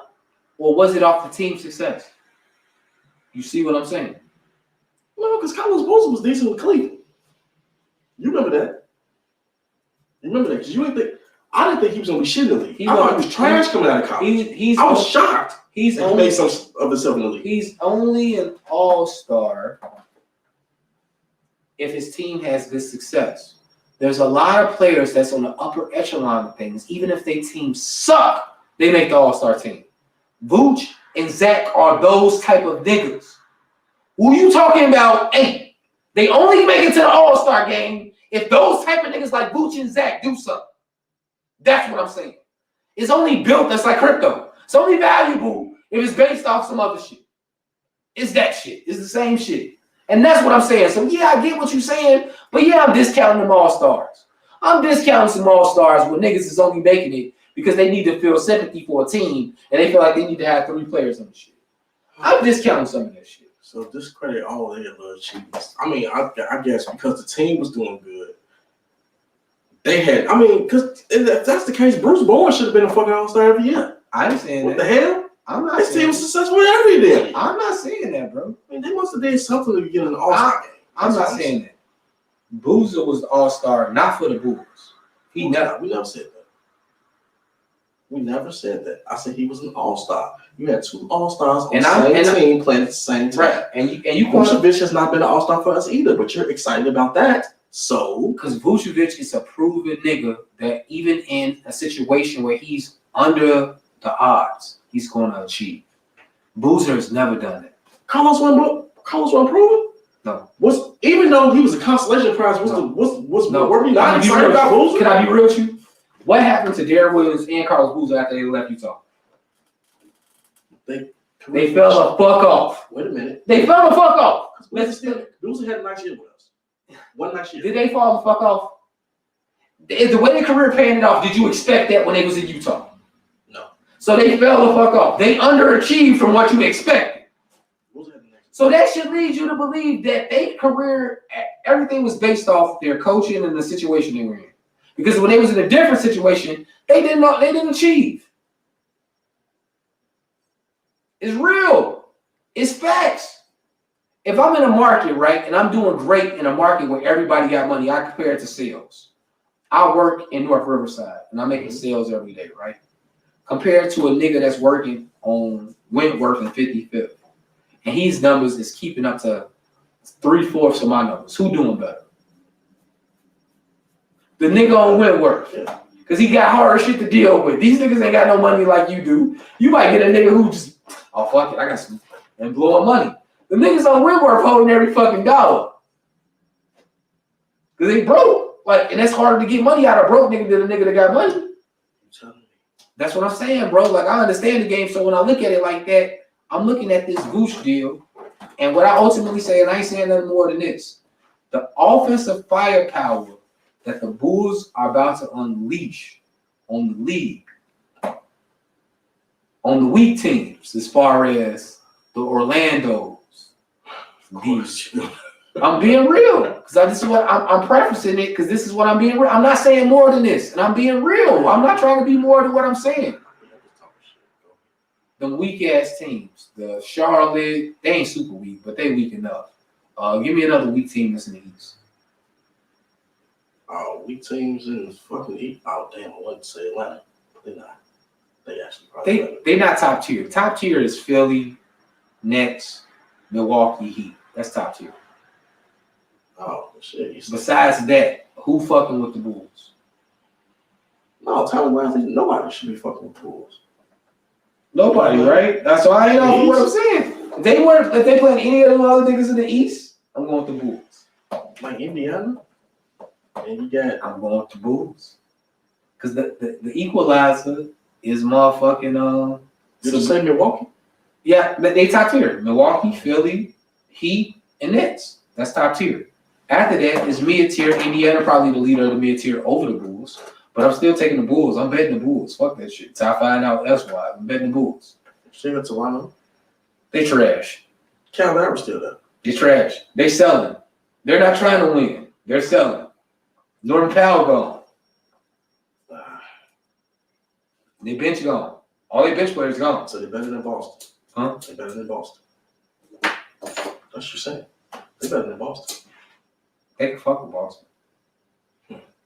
I'll be real with you with that. They can fuck with Boston. Boston and Indiana probably a little edge over the Bulls. That's why I got Bulls in the 7-8 seed. And they've been there before. They've been in the playoffs. That's why I got Bulls in the 7-8 seed. You just made it perfect. We just did the top 8. You just made it perfect. The top 4 that I said, Philly, Nets, Milwaukee, Heat, Boston, Indiana, Bulls.